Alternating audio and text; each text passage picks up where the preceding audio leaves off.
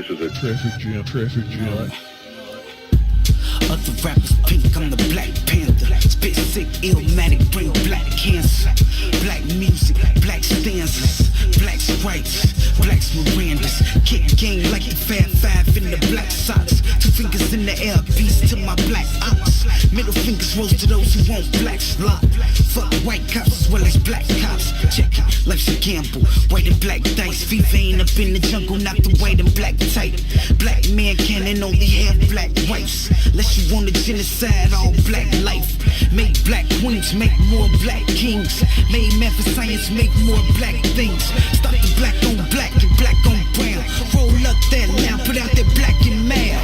Put your hands up whenever black get down. It's a pack house whenever black in town. I'ma get it in, watch me black out. Black out, black out, black out, black out. Yeah, put your hands up whenever black get down. It's a pack house whenever black in town. I'ma get it in, watch me black out. Black out, black out, black out, black out. That's why we shine wherever we go. We shine wherever we go. We shine wherever we go. We shine wherever we go. Lord, Lord. Welcome to the mind of a pothead. On my head, see a young nigga got dressed. We don't give a fuck what the cop said. I'm living a legacy. So even when I die, I am not dead. Nigga, I am not dead. Fuck with me.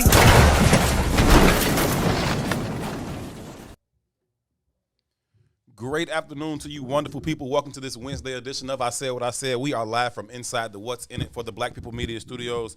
Alongside Toussaint Werner, my name is Howard. Each and every weekday, 3 to 6 p.m., we get together right here with you guys, and we discuss issues that are currently impacting the black community, how they impact us as individuals, and also how they impact us as a collective. And along with your help, we talk through many of those issues in hopes of finding the optimum solutions for how we can overcome them. Again, overcome them as individuals, but perhaps more importantly, overcome them as a collective. Thank y'all so very, very much for choosing to be a part of this conversation. We greatly, greatly appreciate you all. As always, your input is valued. It is certainly appreciated. Anything you want to add to the conversation, feel free to do so. We will read through as many of your comments as possible while we go through the show. We kindly request that you please take a quick second to share the broadcast, share it on your personal page, share it even within your personal network with anyone that you think would find value in this conversation or add value to this particular conversation. We welcome them to be a part of the discussion.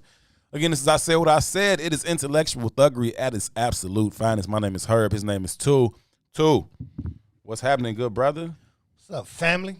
I'm blessed and highly favored. How you? Man, ain't nothing to it. I'm feeling pretty good. Hope y'all are feeling well out there. Also, again, we appreciate y'all being a part of the show, but thanks for sticking through as we had a bit of a complication getting the show up and running today. We worked it out. Shout out to Ron Rilla for getting the hard work done behind the scene to make sure that thing came together. So we had to kind of stop and start a couple of times, but I appreciate y'all for rocking with us through that bit of a delay. We are here on this hump day, on this Wednesday. Hope you find yourselves doing well. Hope you have found the motivation to kind of push through and be successful and productive this week, whatever that may look like for all of you. Want to take a quick second to send our thoughts and prayers to be with the Millhouse family as they are dealing with loss on today and celebrating the life and legacy. So just want to know that we are thinking about y'all and keep y'all lifted up in spirit. I hope you all are celebrating and supporting and loving on each other as we all need during such times. I didn't catch a whole lot of programming on the network today. I did see most of Muwai Kill's World, and shout out to the King, man. All honor and respect to King Salim. As always, the show was fire. He had a sister on there, Natalie Moore, and I wasn't familiar with the sister until today. She's upper echelon. Yeah, Natalie's dope, man. Yeah. She's a journalist, so she used to be over at NPR. Yeah. She's an author. She's got like at least 2 books, I'm sure of. I think one is called She's got 3. Okay. And then she did a book with Brother Lance on the Stones. She was a co-author in that book. Yeah. And Natalie's cold, man. Yeah. And that conversation is cold because King Salim is cold. You know Nah, it was so fire. Like the way he was doing the interview, the questions that he was posing, the direction in which he was leading the conversation. Then her responses to all of those things were absolutely brilliant. I was thoroughly appreciative of their interaction and their show today. If you didn't get a chance to check out Muwak Kill's World, do yourself a favor. Go back and watch Muwak Kill's World from today. It was a very, very powerful, very enlightening conversation. And what I appreciated most about the sister, Natalie Moore, was that she was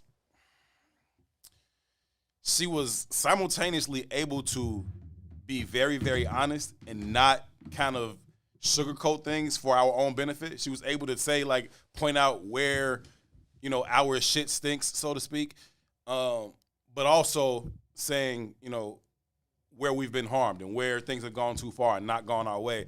It was really, really good. Towards the end, they were talking about the prospects of, like, Larry Hoover and Jeff Ford being released, and she was just all over that. She was like all over it in every sense of in every aspect of that particular conversation, man. So again, if you get a chance to check it out, you definitely want to check out the conversation that was had on Muwak Kill's World today. That I was thoroughly entertained and informed. Yeah, one of the things they was talking about was a conversation that, well, she's probably had several conversations with Ta-Nehisi Coates, right? Mm-hmm. And I think of our generation, Ta-Nehisi Coates is probably the most foremost author there is out of our generation. Mm-hmm, mm-hmm. And I know she's done a few of them because I've seen some online, mm-hmm. but I actually went to a live one at Parker, the high school up north, mm-hmm. and it was her having dialogue with Ta-Nehisi. And it was an interesting dynamic because I'm fans of both of them people, and I think they're both highly intelligent. And when I was in that room up at Parker, there's two black people on the stage, and I look like the period in the end of a sentence in the audience. You know what I mean? Yeah, I hear you. Which speaks volumes, the one we just kind of not in the loop, but it's also Parker, right? And that speaks That's true. to wealth and opulence. Mm-hmm. You know what I mean? Mm-hmm. And it just was a very interesting back and forth dynamic to have those two on stage, and they took some questions from the audience. And Ta-Nehisi plays it a certain kind of way, mm-hmm. right? He's the guy that he'll flat out say, well, I don't know, instead of answering the question. Right. You know what I mean? And at some levels, I respect that. But at some points, I know he knows. Mm-hmm. He just doesn't want to speak to that issue, whatever that issue might be at the time. You know what I mean? And one of them kind of questions got pulled from the audience, and he hit you with the, I don't know. And I know you BSing because I've read your books. I know your response to this. I know you know. Right. You know what I mean? So it was interesting, me being the period in the sentence. Mm-hmm. I raised my hand, and seemingly they never got to me. What happened? It's probably because you just blended in. I didn't blend in that room. I know. You stood out like a sore thumb. I'm saying that wasn't a light skin joke. I'm just saying that I was being facetious. Like no way y'all don't see me, right? But somehow y'all keep missing me. Yeah, it was different, man.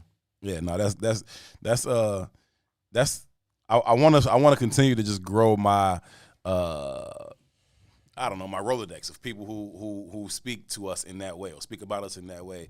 And for me being uninformed and unaware, I just didn't know who the sister was until today. But she was quite impressive. I found her to be phenomenal. So shout out to the sister Natalie Moore. I will certainly be following as much of her work as I can because she was informed, and the way she delivered it was fire. They go around stealing our money again. Yeah, he know where the money is all the time, don't he? Don't he know where it's at all the time, man? I know I cursed earlier. Just like a little brother would, Yeah, but man, Natalie's dope, man. So I used to have, way back in the day, I used to have a show on Vocalo when they first started. Vocalo. And Vocalo was a subsidiary of NPR. Mm-hmm. So NPR's offices is out there, right above Navy Pier. Super dope too, G. It's super sexy. So I would come in there and I'd do the show on Vocalo, but she'd be in the NPR offices doing her thing. So I was sitting chop it up with her, But yeah, dope. Regardless what that mean. Not here, right? You don't be raising stuff here that don't get addressed. Maybe you might miss it. I don't know. I ain't mean to, God, if I missed it, bro. My bad. I don't know that he was saying that. It seemed like he might have been. It's all good. We do got some things we want to get into today. One of Chicago's finest got robbed in Chicago's finest neighborhood. Apparently, is that accurate? To you, since it was Chicago's finest neighborhood. Yeah, one of Chicago's finest got robbed in Chicago's finest neighborhood, And we're gonna get into that. There's an article in the Sun Times on that piece. We're gonna get into that conversation. Also, Dallas Mavericks billionaire owner, what's his name? Well, I can't think of his name right now. Mark Cuban. Yeah, I'm tweaking. Mark Cuban. What did I just do to myself? I don't even know what's going on, man. I'm flipping cameras around on myself. There I go. Sorry. Mark Cuban says that the Dallas Mavericks are no longer going to play the national anthem before their home games. And as much as I'm always like, I'm so sick of the symbolism, I don't think that's symbolism. I think just Mark Cuban being who he is and how he is, I think he's just like, yeah, no, I don't want to play that song here. It's whack. And I salute him for taking that stance. How you feel about that? Man, I don't care. You know, I'm gonna be real. I don't care.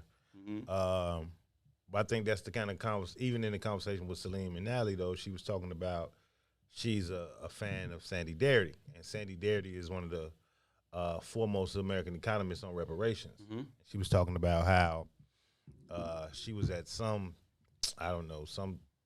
he was having some kind of a lecture, or he was on stage, or some kind of a conversation, and every question that they would bring up about how the black community was failing in certain areas, Sandy Darity would always respond with, "Yeah, but that's reparations.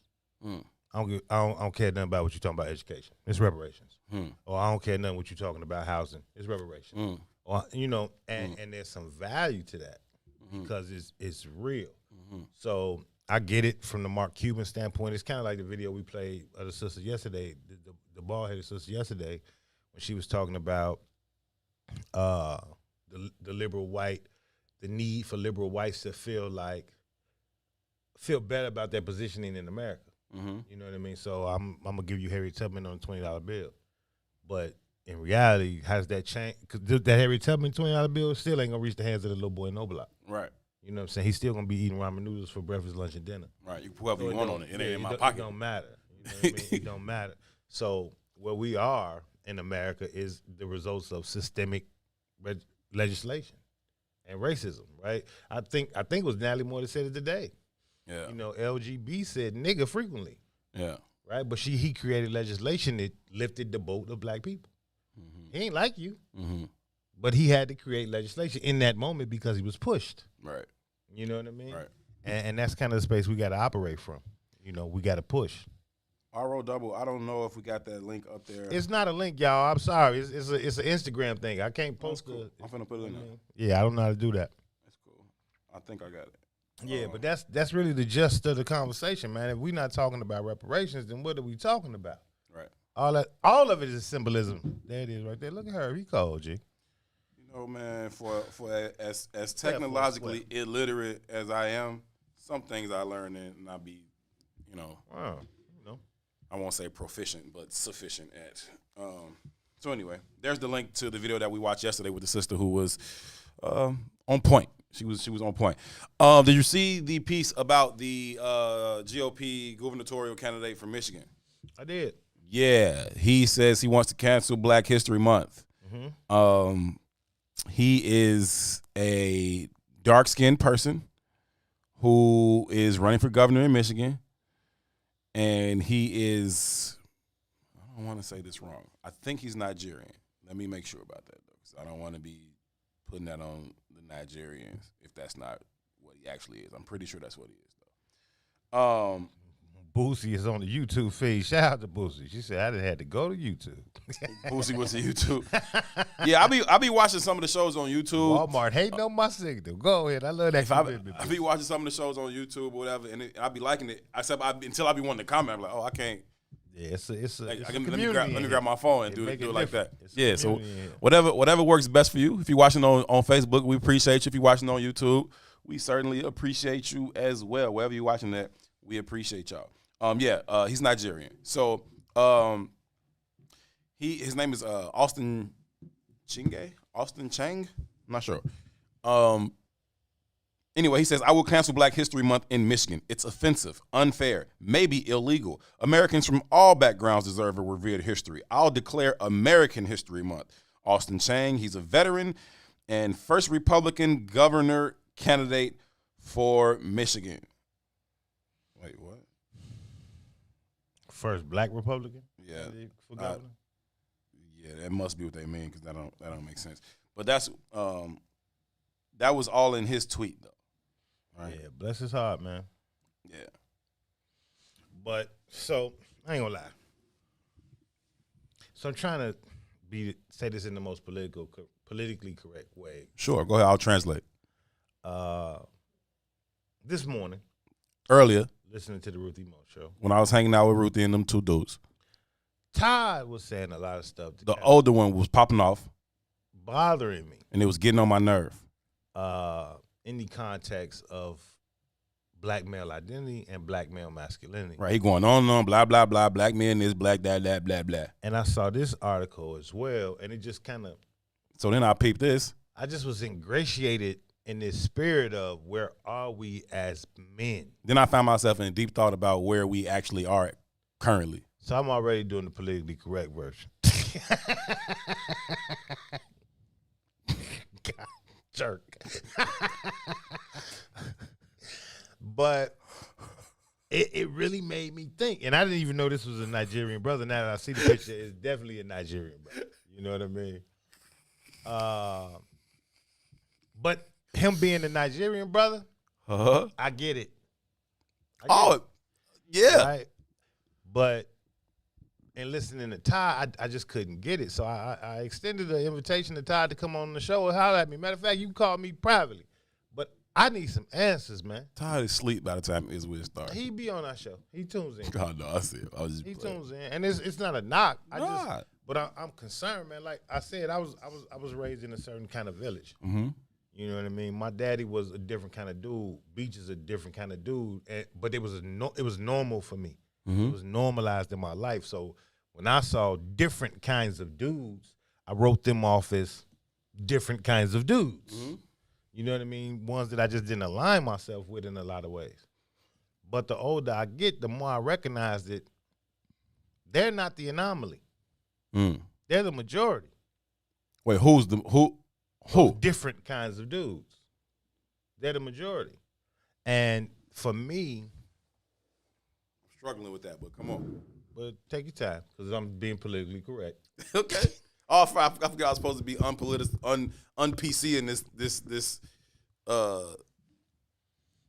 No, it's all good. It's all good. At the end of the day, This man, monologue for you. there's this kind of beta male energy that's kind of pervasive in our community.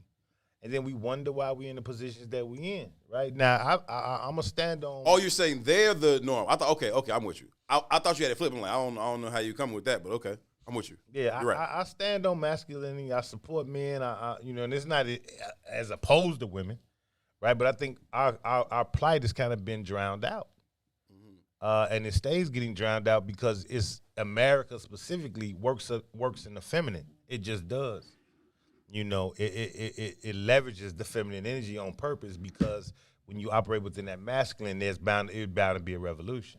Sure. Right. So the way that materialism works, the way that capitalism works, is that it has to prey on the feminine. Yeah, if I'm already in control, no, I don't want no fight. I don't want to raise no warriors. Right? We are good here. Right? I already got this thing. Right? I'm gonna make sure there's a bottom class. From that, mostly, I will pull on to continue to strengthen my military to make sure we have enough people to go send off and die. Then whoever country we want to attack has to send off and die.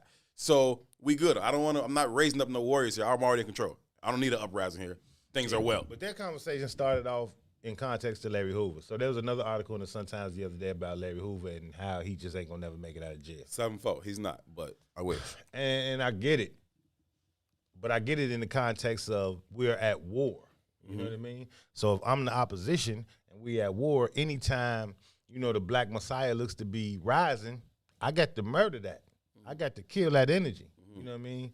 And the response from Todd was like, well, yeah, but he brought that onto himself because of the energy in the neighborhood of what he created, what he was leading, right? But again, I was a big fan of this season of Fargo. And what you recognize is that every ethnic group that came through the shores or wherever they landed at, that's how they anchored themselves into community. It ain't no other way in, dog. You got to it ain't no other way in. You gotta have some gangsters. If somebody got a whole a fortified club and it's cracking in there and they don't want you in, you can stand outside and be as timid and controlled as you want, ask for permission. They ain't gonna let you in. They don't want you in here. You want in. Power concedes nothing without demand. You want in, come get in. You gotta. I wouldn't huff and puff and blow this house down if you can. I would have listened to Donna Brazile one day, man. She was like, you young folks stupid. She was like, y'all screaming from the sidelines talking about these political players talking about get out the seat, you in our way. No, you got to move them out the seat. Right. Ain't nobody getting out the seat. Bobby Rush is 8 million years old. Right. He ain't leaving, G. Right. He's going to die there or he got to be moved. I'm coming down the street today. I see his name and facing the window right over the office, 47, right next to Peaches or whatever. I'm like, man, this. How long has this been going on? But again, that's on us though, right? Because we concede to what we deem as power, but we concede to what we deem as power because of what we are afraid of more than because of what we desire. We don't have the audacity to go get what we desire. So we just concede and wait our turn. You don't have a turn, bro. Nah, both of y'all cannot occupy the same space. Like somebody has to move. When I'm teaching my wide receivers football, and I'm trying to tell him, okay, if you're trying to get from here and you got to run a slant route to get to the inside, you have to move this DB right here. If he comes up right here, you have to move him. And so you'll see him try to run around him, try to negotiate the space, try to do all these other things except go right through him and move him. Like that's the only way to get to that space. He's there, you need it, he can't be there anymore. But we just kind of do this little dance and I'll go around and I'll mess up the whole thing. Like, nah, we can't occupy the same space. This thing is not going to be a peaceful transference of power. But going back to the Nigerian guy in Michigan, right, and that docile kind of behavior. Boosie back. Well, that's how they leverage the states. The vast majority of immigrants come here and be docile because they don't have any anchoring, right? It's like I'm at the neighbor's house. I got to ask to use the bathroom. You move differently. You know what I mean? But we ain't at the neighbor's house. Nah, it's the crib, fam. This our house. Right? Literally. And we need to act accordingly and act as if we have some ownership in our house. Nah. And it just kind of disturbs me. We tiptoe around our crib. When we move like that in so much fear. And even in regards to like the Hoover conversation specifically, like Hoover is locked up right now under conspiracy charges, bro. Yeah. Like not even like hard evidence we know you did. Man, this. My uncle got locked up on conspiracy charges. Yeah. Now he did everything they said he did. Don't matter. But they never caught him. You can't prove you never caught me and you never proved it. But if you never caught me, then I deserved my day in court, just like everybody else. And what's the law state? So Hoover's been in jail since the 70s, bro. That's why that's what I was saying. A lot I like about this sister Natalie, because they was talking about like, okay, could they come back out and affect some change out here? And she was like, yeah. She's like, I think they could come out and be, community elders where they can pass down their stories, and just like we talk about the importance of any elders in our community passing down their experience and their stories to the younger generations. But she's like, I'm gonna stop short of saying they can come out here and be shot callers and all that. Like the streets don't even move like that. Herein lies the problem. He would be obsolete on the street. He wouldn't matter at all. Right? But why he wouldn't matter at all is because we're not able to create tradition. One, because we don't have that strong, first of all, specifically for young men. Right? Salim said something about this earlier about in regards to like the way the minister leverages American Islam. Or black community Islam or ADOS Islam, because the nation is something very different than, let's say, the Eastern Hemisphere, Eastern Islamic religions, right? And he said what it did is it was kind of rooted in this level of masculinity that made men attracted to it, right? So when you think about the minister specifically and how the nation works, it kind of works just like a gang works. You know what I mean? It's that gumption that men are attracted to. It's that we don't have to go along to get along. We can make our own rules. That is the very nature of masculinity. We are attracted to that energy. It's why we root for the gangster in the film. It's why we root for the bad guy. It just is. F the rule. Yeah. You know what I mean? That's the standard in the male identity. It's just how we adapt. Yeah. You know what I mean? So you take away those figures from our neighborhoods, not just the Hoovers, but the daddies. Yeah. You know what I mean? 100%. And there's no rooting or value in men in the first place, right? So an old man is just an old, not valuable object on the street. Right. You know what I mean? Right. But it's a cyclical thing. Yeah. It happens over time. There's not very much respect and honor for men in general. Yeah. But that's where it becomes imperative to have those bridges there, right? And so when you have a Salim who can bridge, his generation to yours, and you to mine, and mine to Ron's, and Ron's on that, if you got to have these types of bridges to where we can connect on that kind of level. I say it all the time, and I haven't said it in a long time, but I probably said this is much or more than I've quoted Neely Fuller, and it is just the old saying that youth is wasted on the young, and it's just an old saying that literally suggests that while we are in our years of youthful exuberance with all the energy and fire and passion, we don't yet have the wisdom nor prerequisite experience to match with that youthful exuberance. But that very same saying also suggests that perhaps by the time we acquire that wisdom through experience, we no longer have the energy to fight for things we were once most passionate about. And so it is imperative that we find ways to kind of bridge that gap. We have to be able to do those types of things, and then that is where there would still be value for them being at home, not as street callers, not even as like Sister Natalie said, they couldn't even come home and be peacemakers, right? They couldn't even stand in those spaces to make peace like that. But what they could be are just older guys in the community who've seen a lot, who've been through a lot, who could impart some wisdom and experience on some of these young people that are willing and open to receiving it. And I think there's extreme value there, even if the value ain't, they're going to come home and stop all the beef. So that's not real. I don't believe that, personally. You don't believe what? I don't believe that he would have any value on the street, no kind of way, right? And I mean that in this context. I think the American paradigm has essentially, has made him and characters like him impotent. Because what we value, specifically from a young perspective, is our value system is skewed. So what we value is wealth and capital. So when he came home, he's not going to have any wealth or capital. And his even like if you think about it, like his sons is on the street today, right? Like think about Jeff Ford, and when Wakita, his son, was on the street. Wakita was a king out here. You know what I mean? Little Larry and them. Nah. Ain't nobody honoring that. You know what I mean? Well, it depends on who you talk to. I'm saying from the shorties. Yeah, for sure. The shorties. For sure. And the shorties are the ones who are actively engaged in the problems that we're talking about. For sure. So, but even around that, I don't think he would have an impact out here. That's one thing, right? But the second thing, the reason why he wasn't having any impact out here is because they've made him impotent, just like they've made the rest of us. And what happens is they put impotent men in the forefront of the black conversation, and then we start to permeate this message of impotence as if it's power. Because, and this ain't a shot at Todd or nothing like that at all. You know what I mean? But it's a Todd Duck.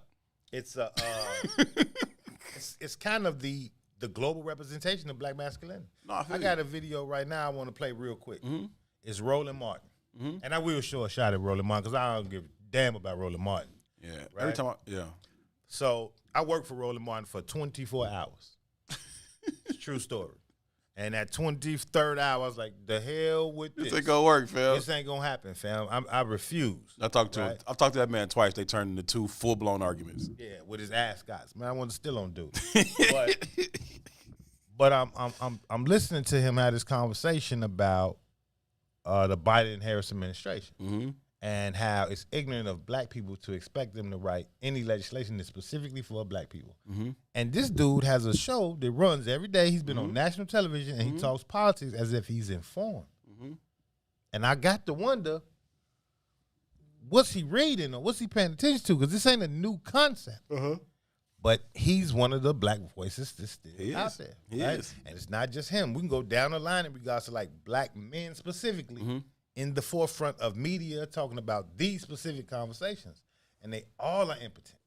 I ain't gonna say they all. Let me say that, but a wide majority of them is cream puffs. You know what I mean? So I want to play this real quick. I don't got your computer over here, so send it over here. But while you're doing that, I do want to say this though, right? In terms of and just talking about Larry Hoover and Jeff Ford and where I see their value lying at coming back home, and to the point that Natalie Moore was making,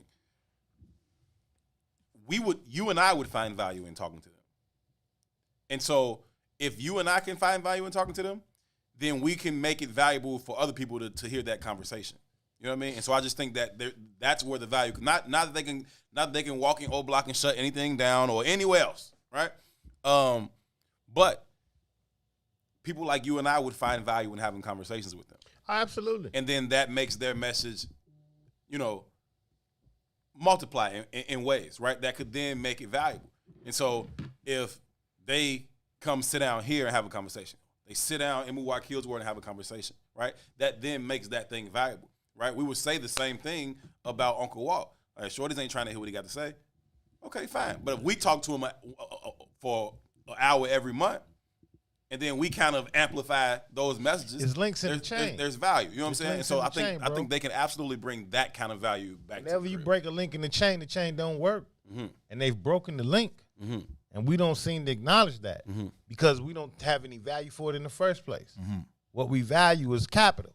So they realize that if we break the links to the chain and then we present capital to them and capital becomes the valuable asset, then whoever is achieving the level of capital, that's what they will aspire to. They become the truth tellers. They become the anchorings and the patriarchs of our families. The patriarchs of our communities, and they don't deserve the position in the realm of or in the world where there was real warriors left. They would never rise or ascend to those heights. It just wouldn't happen. Yeah, but that's on us. That's on everybody who is under their patriarch, right? Like people that hold those positions in your family, they hold them for a reason, right? And so if Big Mama is the matriarch in the family, it's because of the respect and reverence that everybody has. It's for an her. earned position. And so she might say something you don't like, and you might go around the corner and be under your breath, but you're not finna pop off. You're finna do exactly what she said. Why we give them that same respect to they say stuff and we don't like it? We're not finna pop up in their face either. We finna go around the corner like they've earned that level of respect. They ain't earned shit. Fuck you in your face. And what? But that's the difference, though. Our value sets when regarding Big Mama is different. It is based in our understanding of family. Right. And our anchoring in family because family becomes an identity. Right. But when you step outside that family dynamic, our identities are wrapped into the aspiration of capital.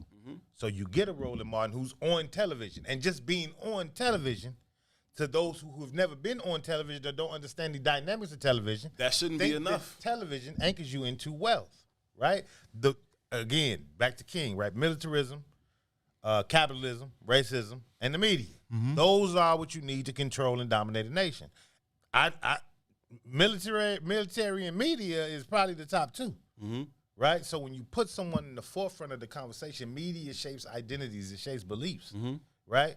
Whether they're trying to or not, it just is what it is. Us being here gives us a certain level of reverence to the rest of the community. It just is what it is. I might not know nothing I'm talking about. You either. But if we say it with confidence, it's going to be somebody who's going to believe it, right? And they're going to find value in it just because you got a camera in your face and the microphone. Yeah. That validates you in the construct of aspiration being your value set. Yeah, and that's whack. It is whack. I'm not disagreeing. Yeah. You know what I mean? I'm not disagreeing at all. But it's people who leverage that to monetize that, and they have these kind of like perverse, ignorant kind of messages around black masculinity, and I think they do it on purpose because it reserves their spot in the lexicon. It reserves them to keep getting a check, right? Arsenio bought on Faircon. It was like, you out of here, fam.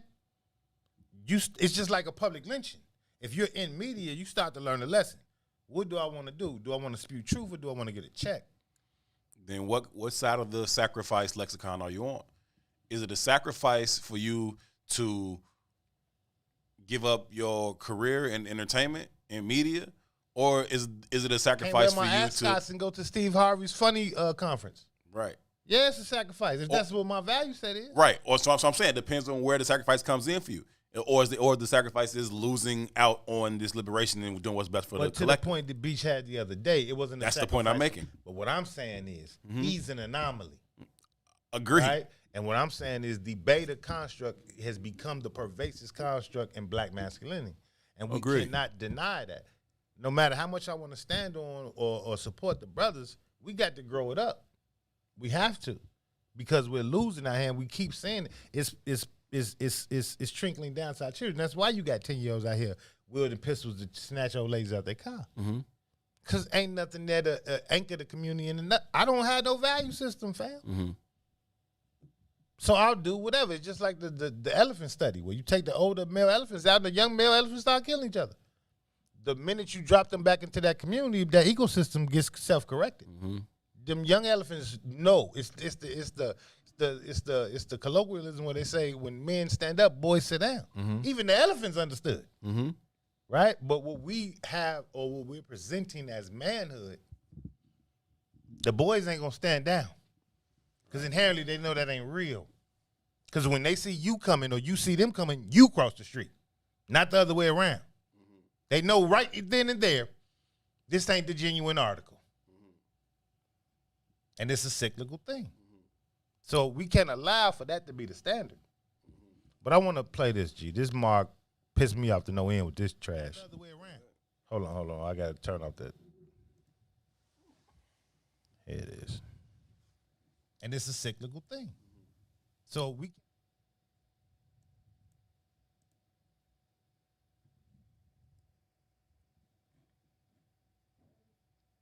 Specifically for black people. Hold on, I'm start over because Ron is doing Ron. I love it when Ron being there they talking love to playing this Shorty clip out in where 95. Kamala says do anything that's specifically for black people, because they can't. You have to. You literally cannot pass. Like when somebody says, "Well, this bill was passed for the gays." Ron, what's going on, bro? You have to turn your the other thing you listening to. Everything is off. It's not. All right, let's start over, Ron. Asian, gay, Latino. Please, can we do it right this time? We got it?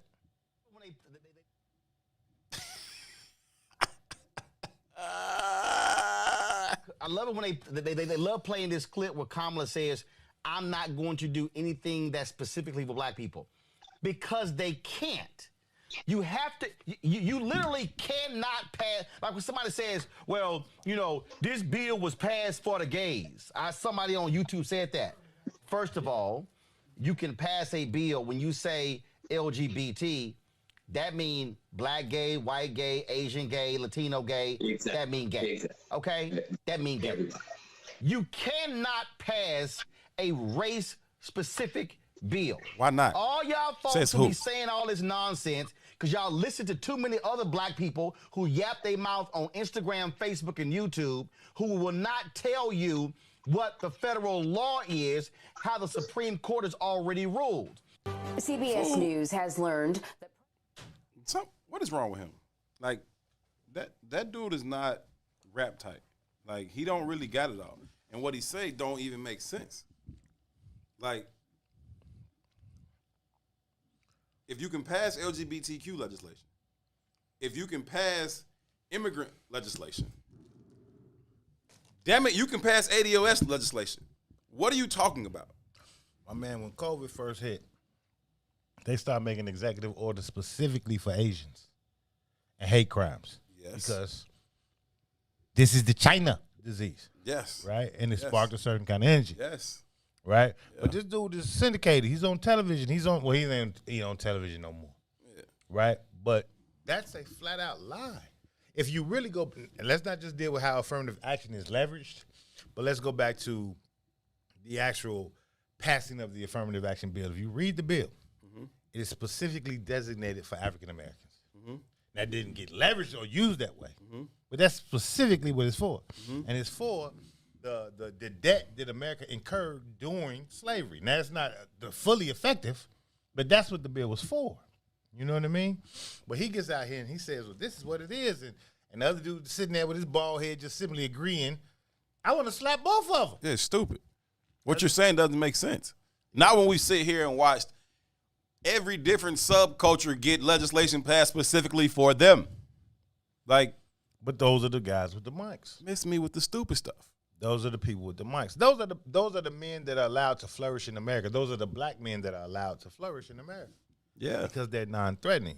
It's the reason why when you try to go get a job, you change the tone of your voice. Not only are you non-threatening, but you're encouraging everyone else to be non-threatening. You're encouraging everyone else who's like, nah, we got to find a way to fight back against this. We got to make sure we get our interests pushed through legislation. You're like, we can't get our interests pushed through legislation. Y'all need to stop. Y'all ignorant black folks talking out. Boy, if you don't shut your, you make me want to put hands on you talking like that, bro.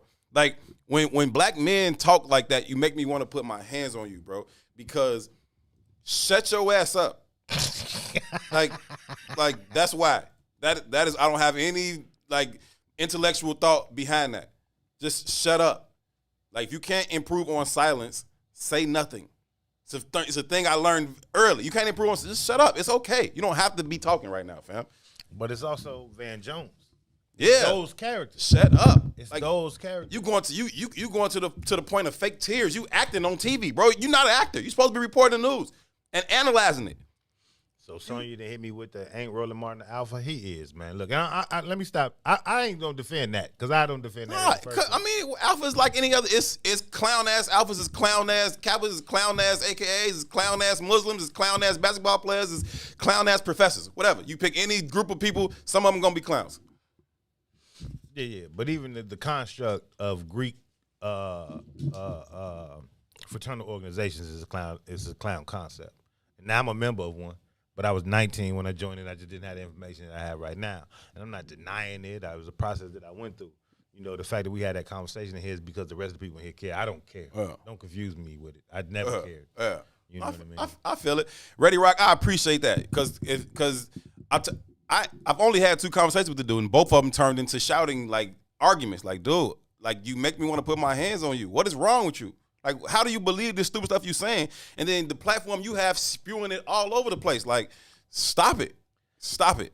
Sadiq, I would treat that like a rapper trying to get promotions for his album. I love him to come in here. And I love him to try to whoop my ass. We be the biggest show on earth. Bring him. Come have a seat, sir.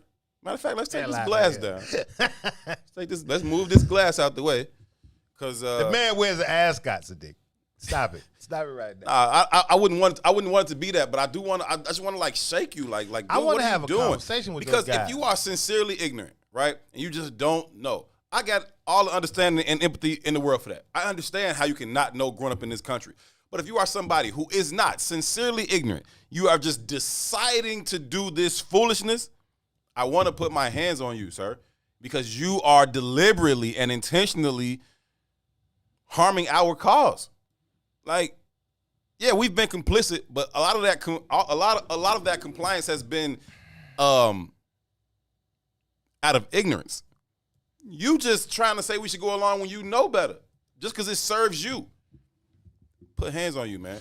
But again, is it we could point him out because it's easy to point him out, right? Yeah. But LeBron is the same guy, and the whole league says, and there's a conversation y'all was having on the kickback Sunday. You know, what we going to do what LeBron say. And they move like that because that version of man has become the standard in our community. Because what you have validates who you are. It's not a representation of character. It's not a representation of strength. It's what you have validates who you are. Martin Luther King didn't have anything. Right. Malcolm X didn't have anything. They just had gumption and character. Right? And that was enough to move a certain group or demographic of men. Larry is an Inglewood boy. He didn't have anything. Jeff couldn't even read. But they got gumption and they got character. Man. Right? Yeah. So my point is, though, what happens over time, that's what we was talking about, the great manipulation the other day. And I mean that sincerely. Like, that's what I'm going to just start calling this whole thing. It's a great manipulation. Everybody's being manipulated. Everybody's being fooled. It's like all the world's a stage and every actor plays his part, right? That's real this spill. Is probably the best performance or the best written stage play that has ever existed because we all believe it to be true. And because we're not doing any investigation beyond the surface, it remains true, right? And there are responses when you buy into those theories. I just think it was you I was talking to. I don't know who I was talking to. But I talked about jumping out the window in the Superman drawers. Because to me, Superman was real. You understand what I'm saying? I'm with you. But that's, when you think about that, I was 8, 6, whatever I'm years with you. old I was. Yeah. My mind hadn't developed beyond, no, homie, you can't fly. You can't actually fly. It's Right? like, yeah. Because it was on television and it made it real. My daddy used to get on me because he used to, this is a true story. Mm-hmm.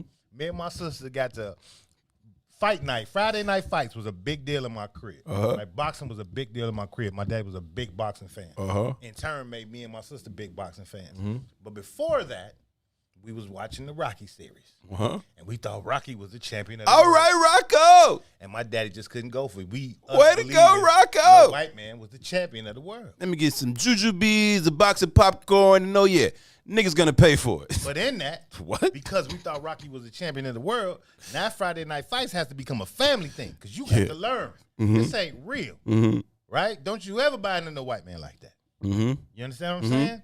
But I had a 6, 7, whatever year old mind I had. Rocky was the champion of the world. Right. Superman could fly. Right. Right. Now we got 30-year-olds who got that same mindset because they're not doing any research and nobody's sitting down to educate them. Right. And they're not educating themselves. Right. So Roland Martin says it because he's on TV. It's the truth. It's the gospel. Van Jones cries on TV. Then maybe I should be sympathetic to this issue. Right. Right. He's a clown. You just don't know. Sean King says whatever Sean. It's whoever's out front. It's the D-Ray Blue Vest boy. It's the J. Maul Greens. I can't stand them. I can't stand these dudes. But we cannot deny the fact that there are thousands and hundreds of thousands of people that lean on their every word is true. That boy ran for mayor here, man. He's an idiot. Yeah. The thing about it is that most people are already kind of that thinking anyway. Because if the opposite were true, we wouldn't even be in the space we're in. So most people are already moving that way. And so, you know, even if they're trying to tell you that I'm moving this way, right? Oh, it's like this, like this, like that. Nah, really, it's like this, right? Really, this is how can I best utilize something to get to where I want to go. And this whole idea of what's good for the collective is not a real thing in most experiences that we have in this country as black people.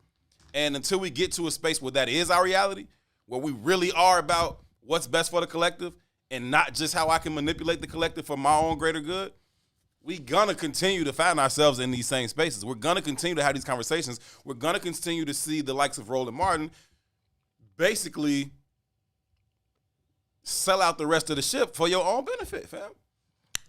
Love you back, Esco, but check this out, though. Check this out. I think there's layers to this conversation. It's a layered conversation. Absolutely. I think let's be clear. You get the Civil Rights Act in 64? So the gate starts to open. So you start creating a new kind of character come 1974, right? Because 1964, the lines were clearly drawn. No, nigga, you drink out of this water fountain. You understand? That's a clear definitive of who you are. Ain't no gray area here, fam. Ain't no gray area. You understand what I'm saying? Ain't no fence for you to stand on. Ain't no gray area. Don't matter if you mop the floor in the back or if you is the best running back the world has ever seen. The line is clear for you. Don't cross it. Just the line. Okay? Right? 74 comes along. You start getting moved in a different direction. Right? You start to push a construct of college. You start to push a construct of, let's say, IBM might have been one of the top companies, right? You can have an executive job answering the phone for somebody. You know what I mean? Title in reality, not really. I got a godfather. I don't know if you ever heard of. He's passed away a while ago. He was one of my dad's best friends. His family owned Eaton Shoe Shine. Okay, multi-millionaires shining shoes. Right? They had shoe shine depots in every travel depot in the city of Chicago, whether it be the train, planes, bus stations, all that. When I was young, I used to go shine shoes for them to make money. That's how I would hustle up a little dough when I was a shorty. In a weekend, at 13, 14 years old, I could bust down $600, $700 shining shoes at O'Hare. Non-taxable, money going straight to my pocket. And that was all off tips because all the money went to Eating Shoe Shine. Right? So you think about what a kiosk cost in O'Hare, and they had a shoe shine parlor, maybe two, on every, what they call that? Corner? No, what they call the aisles that the flights come out of? It's a name from Oh, concourse. In every terminals. concourse. Concourse? In every concourse. Okay, cool. Right? So multi-millionaires, right? My Uncle Bobby Eaton, the son of Earl Eaton, right? Bobby goes to Southern. Comes home from Southern. Goes to Lucas. I'm not finna shine no shoes. Right. Right? Right. Because in his mind, he's been conditioned by the white man too. Right. I went to college. I ain't finna shine nobody's shoes, G. I'm beyond that now. I'm beyond that. Right? Goes to work for a bank. Let's say it was Chase. I don't know which bank it is, but this is a story he used to tell me a lot. He said he'd go to Chase, and he was a teller or whatever he was at the time. And every Friday, a man would come in there and shine everybody's shoes.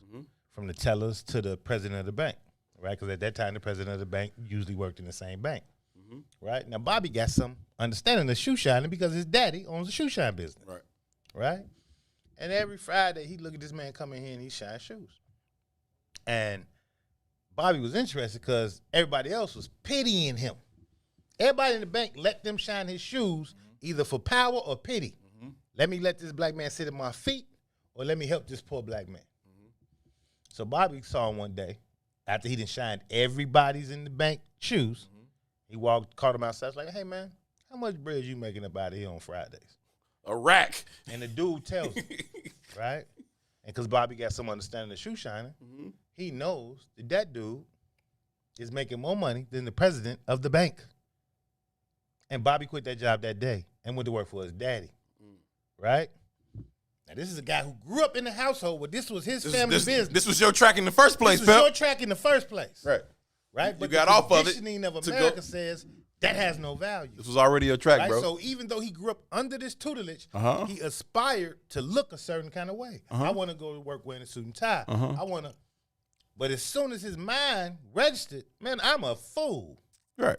Because you was already unhappy doing this job anyway. Happy or not, you was there for the But image you of were it. unhappy, which is why you had this whole thought process in the first place. Well, look at dude. Well, I wonder how would he make it. Let me go talk to him because I don't like this job I got right now. Anyhow, but you got talked off think your about how path. powerful That's that what I'm message saying. is. You know what I mean? That's what I'm saying. You grew up here every day of your life. You saw this dude go to work every day of your life. You see what kind of life you You had. could have been doing this from 14 on, fam. You never had to go to them people's school in the first place. Never. Okay. You didn't need none of that to validate you. Right. Right? Even if money's your goal. Right? Right. And because I know your story intimately, right? You grew up in West Chesterfield, which was the wealthiest all-black community in all America at the time. And Earl was one of them guys over there. So it was like y'all was the king of the hill at the biggest hill. Right. In our communities, per Right. se. For sure. You know what I mean? But the conditioning was so strong. You feel different when that white man gives you it's that white man's ice is colder concept. Yeah, it's So different, you man. put these guys on TV, the Roland Martins, the Van Joneses, the Torres, and they become the mentors of that next generation. Ain't no daddies in the house. When I look for black growth, and if I'm based in aspiration, and these are the heights of the mountain, and these are the top of the elite of the class, I'm aspired to be like them dudes. Right. And all them dudes is cream puffs.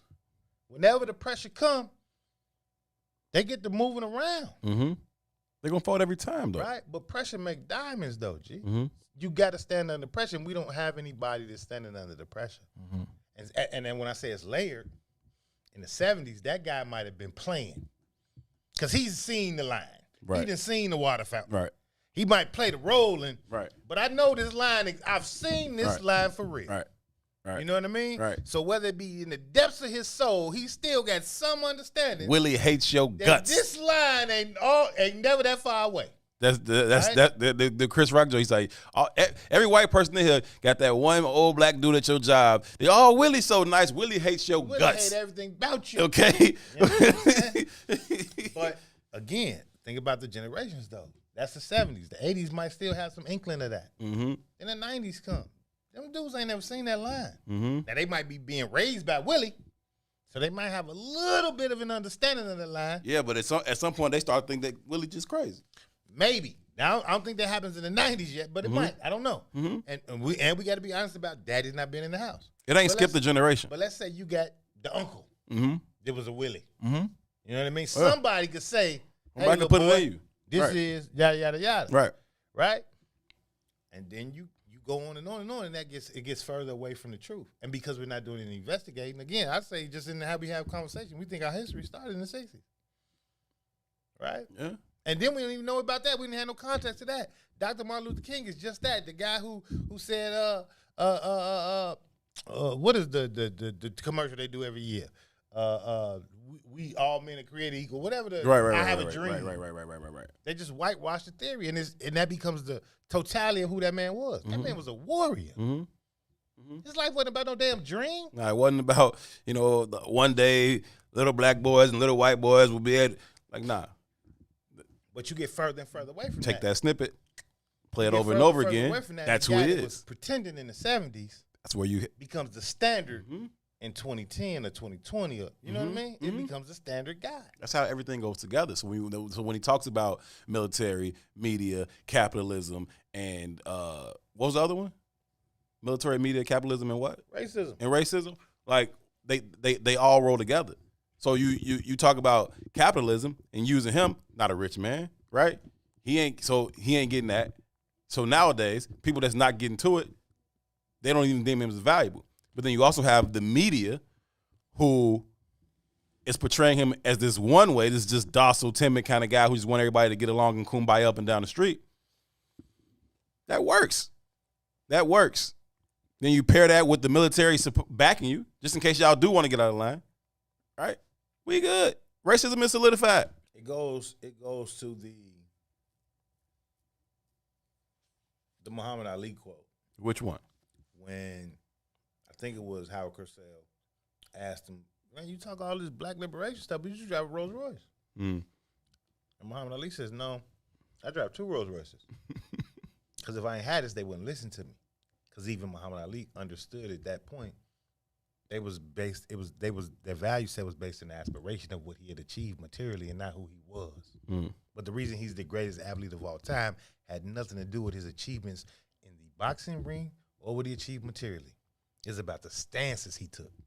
That's why even though Money Mayweather ain't got a loss on his record and Muhammad Ali does, he ain't Muhammad Ali. No. Because he don't take no stands. No.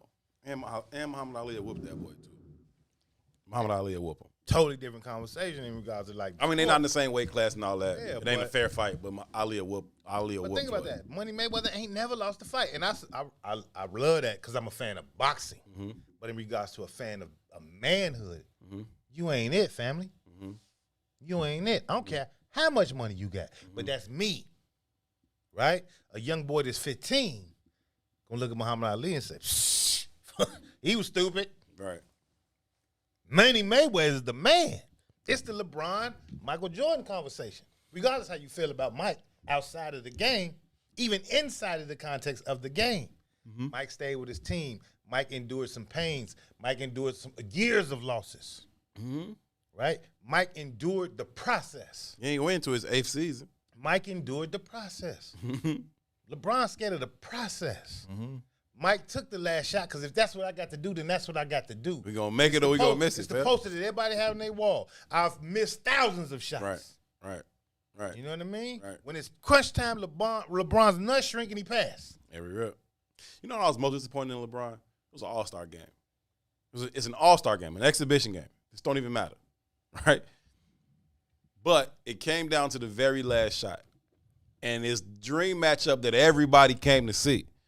LeBron got the ball on the right wing, one-on-one versus Kobe Bean. Everybody stand up. It's like 5-6 seconds left in the game.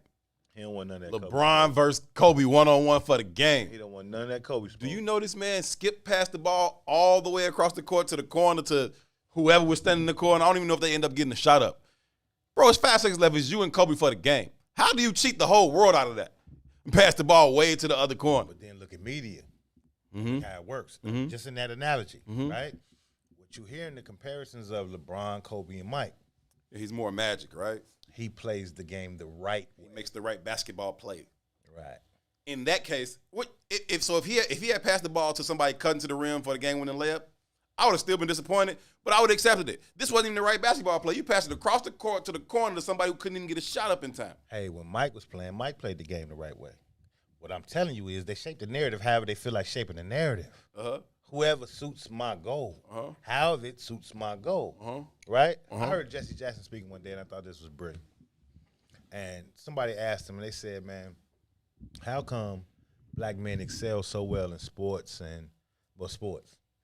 but can't seem to excel in business? When you start thinking about the dedication you have to commit to become an NBA athlete or MLB baseball player. Read what Nicole just said. I'm sorry, I didn't NFL cut you football off. player, right? But here's the thing, though, right? And this is what Jesse Jackson said. He said, man, whenever you step onto a football field, it's going to be 100 yards. Every rep. Right? It's going to always be, 11 players on both sides of the ball. Every rep.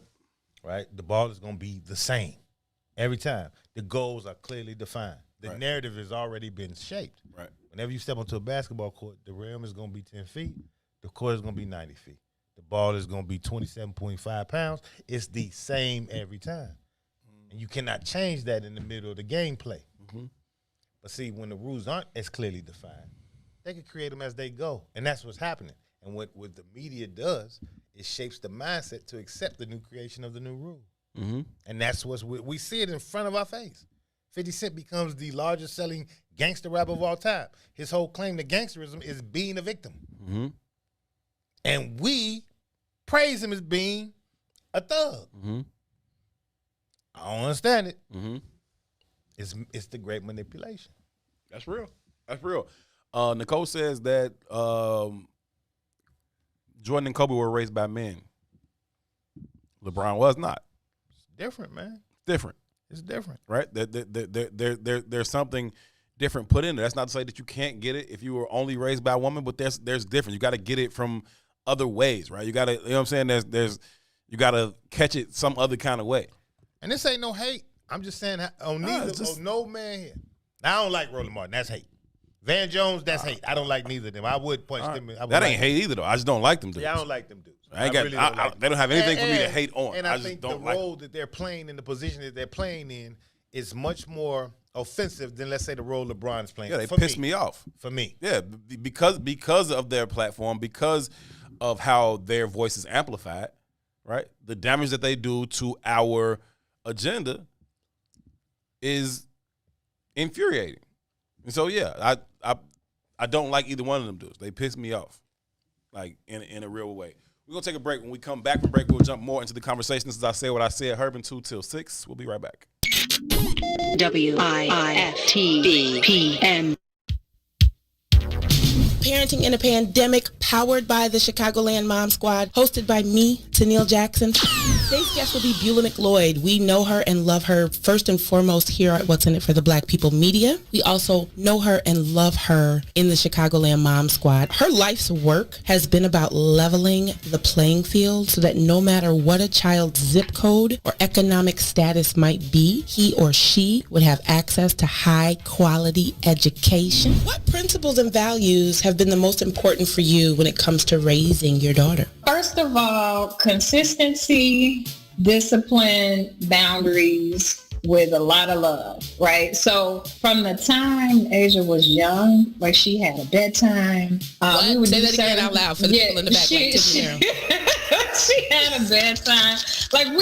And no matter, it's interesting because my ex-husband and I have been divorced for like over a decade now, but we tried as much as possible to kind of mirror each other in terms of routines and habits, right? Okay. So if she had a bedtime at my house, she had a bedtime at his house. We tried to do that in tandem. Exposure is key. So exposing her to as many things as possible, as many opportunities as possible, allowing her to explore as many of her interests as she wanted to. And I think that's paid off because she's a creative child who now, and you know that she started her own business during the pandemic and just found really creative ways to keep going. So I think it's important that if children have interests, that you allow them to explore them because you never know where they're going to end up or what they'll land on. And she laughs to this day and is like, Mommy, thank you so much for just letting me try different things.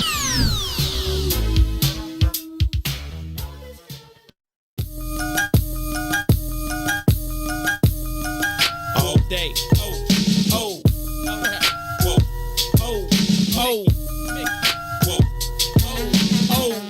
Check it out. CYU you was on the corner trying to scrape up pack money, I was driving 80 stack trucks off rap money. I'm back money. If you want it, come to the hundreds and ask for me. Meet them OGs that'll blast for me. I'm right here. Ill Adidas, $400 jeans on me. Itchy with no safety, a loaded magazine on me. Southside, that's as wild as it gets. And no, I never sold crack. That's some house nigga shit. I'm not judging, but every man that's a man gotta stand by his principles, and I'm not budging. That's Mickey. You can take it how you want, but you can never be me. You can fake it how you want. I spit that uncut raw. You can bake it how you want. Break it down any way you like, you get the same result. Get in tune. The elephant in the room has now assumed pole position. Whoa. Oh.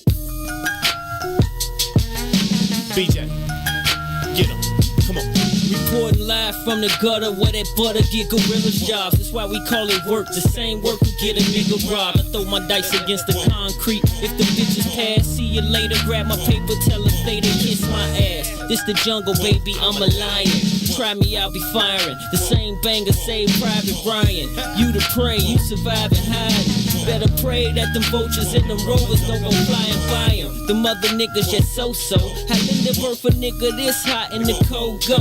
I went from 20-inch assassins on that Osmo to that pretty 760 sitting low on them bozos. Those are big shoes, you motherfuckers is so slow. Get caught without your heat in these streets is a no-no. Baby need Pampers, daddy need that photo. It's bread or nothing, big old niggas, you see the logo. Whoa. Whoa. Vocabulary. So pago. So pago. Diarari. Diarari. This the brother in Michigan. Iggy rappe. Iggy rappe. I'm tired of Black History Month. That's it. Maya Nine Nice is Maya Nine Nice is Please play it again. I'm not playing. No, please. Please play it again. vocabulary. Look at this esophagus. Sopago. Sopago. Diarari. Diarari. Iggy rappe. Iggy rappe. He's stuck on mayonnaise though.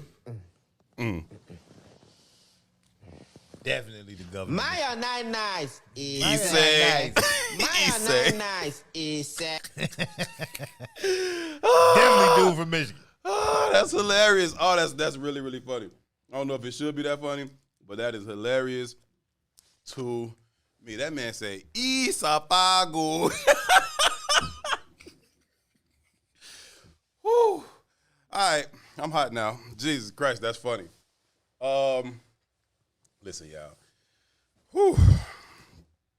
Listen. Appreciate y'all being here, man. This is I Said What I Said. It is intellectual thuggery at its absolute finest on this glorious Wednesday afternoon. It is still absolutely freezing in Chicago, and the snow just won't stop. But we pushing through. We pushing through. We live where we live. But I hope y'all doing good out there on a Wednesday. Thank y'all so much for hanging out with us. Nicole, I don't know who that is. I just came across that video on the gram one day. I forgot his name, though. Is he? Man, that thing is funny. That's like, Isapago. It fit with the Michigan Nigerian brother who wants to eliminate Black History. That's him. That's him. That's him. Diarari. Maya Nana, I said. It's too ignorant. Oh, that's funny. Golly, I love it. But look, before we go any further, I want to play this quick Stokely video too, real quick. Mm-hmm. You got me up, Ron? Oh my God, that's funny. One black man. You're one black man who went to a good, essentially white high school in the city of New York. You obviously had a good education. That's a good many of the people who work with you here in SNCC can say the same thing. And we're saying that... And you're a black man who came from a New York ghetto. And we're saying that there's a system that allows for one or two black people to get out. And that's the rationale for keeping other black people down. And it has nothing to do with the unwillingness or inability of the Negro to help himself and to work hard. That's the rationale, that the reason why black people aren't this is because they're lazy, unambitious, stupid, have rhythm, and they eat watermelon. You call on the black man to refuse to respond to his draft call.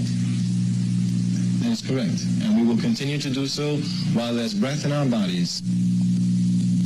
Do you really believe that the military policies of the United States are designed to exterminate the black man, as you've said?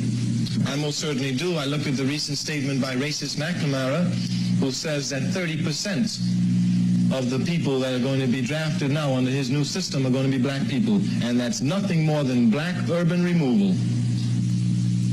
The white liberal who supported civil rights for so long with time and effort and money, what is your feeling about him? I think that there's no reason why they should stop supporting the movement now. I certainly feel that if they're genuinely interested in black people, and since black people have charted a course, they believe in that program, they will continue to give to it. They need more white people to civilize whites. They need them to civilize the savages in Cicero, who throw rocks and bricks at a peaceful and lovable black man like Dr. Martin Luther King, who would not even hurt a fly. But that's very important, because our uncles and our fathers and our older brothers died in World War I fighting Nazism to protect the Poles, and those same Poles turn around and throw rocks and bricks at us after we died to save their lives. And people talk about we are savages. Mr. Carmichael, if you had the chance to stand up in front of the white community and say anything you desired, say to him, understand me, white man, what would you say? I would say, understand yourself, white man, that the white man's burden should not have been preached in Africa, but it should have been preached among you. That you need now to civilize yourself. You have moved to destroy and disrupt. You have taken people away. You have broken down their systems, and you have called all that civilization. And we who have suffered at this are now saying to you, you are the killers of the dreams. You are the savages. Yes, it is you who have always been uncivilized. Civilize yourself.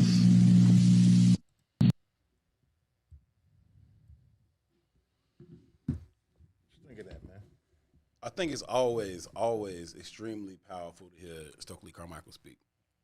Just with his refusal to bend or cower to pressure, right? He says things, and then you get, people like this reporter applying pressure for him to like kind of walk back down. He's like, nah, I said what I said. I'm standing on it, and I'm going to continue to say it as long as there's breath in my body. Oh, but y'all say you don't want you discourage black men from serving if their number is called in the draft. Yeah, absolutely I do. And I'm going to continue to.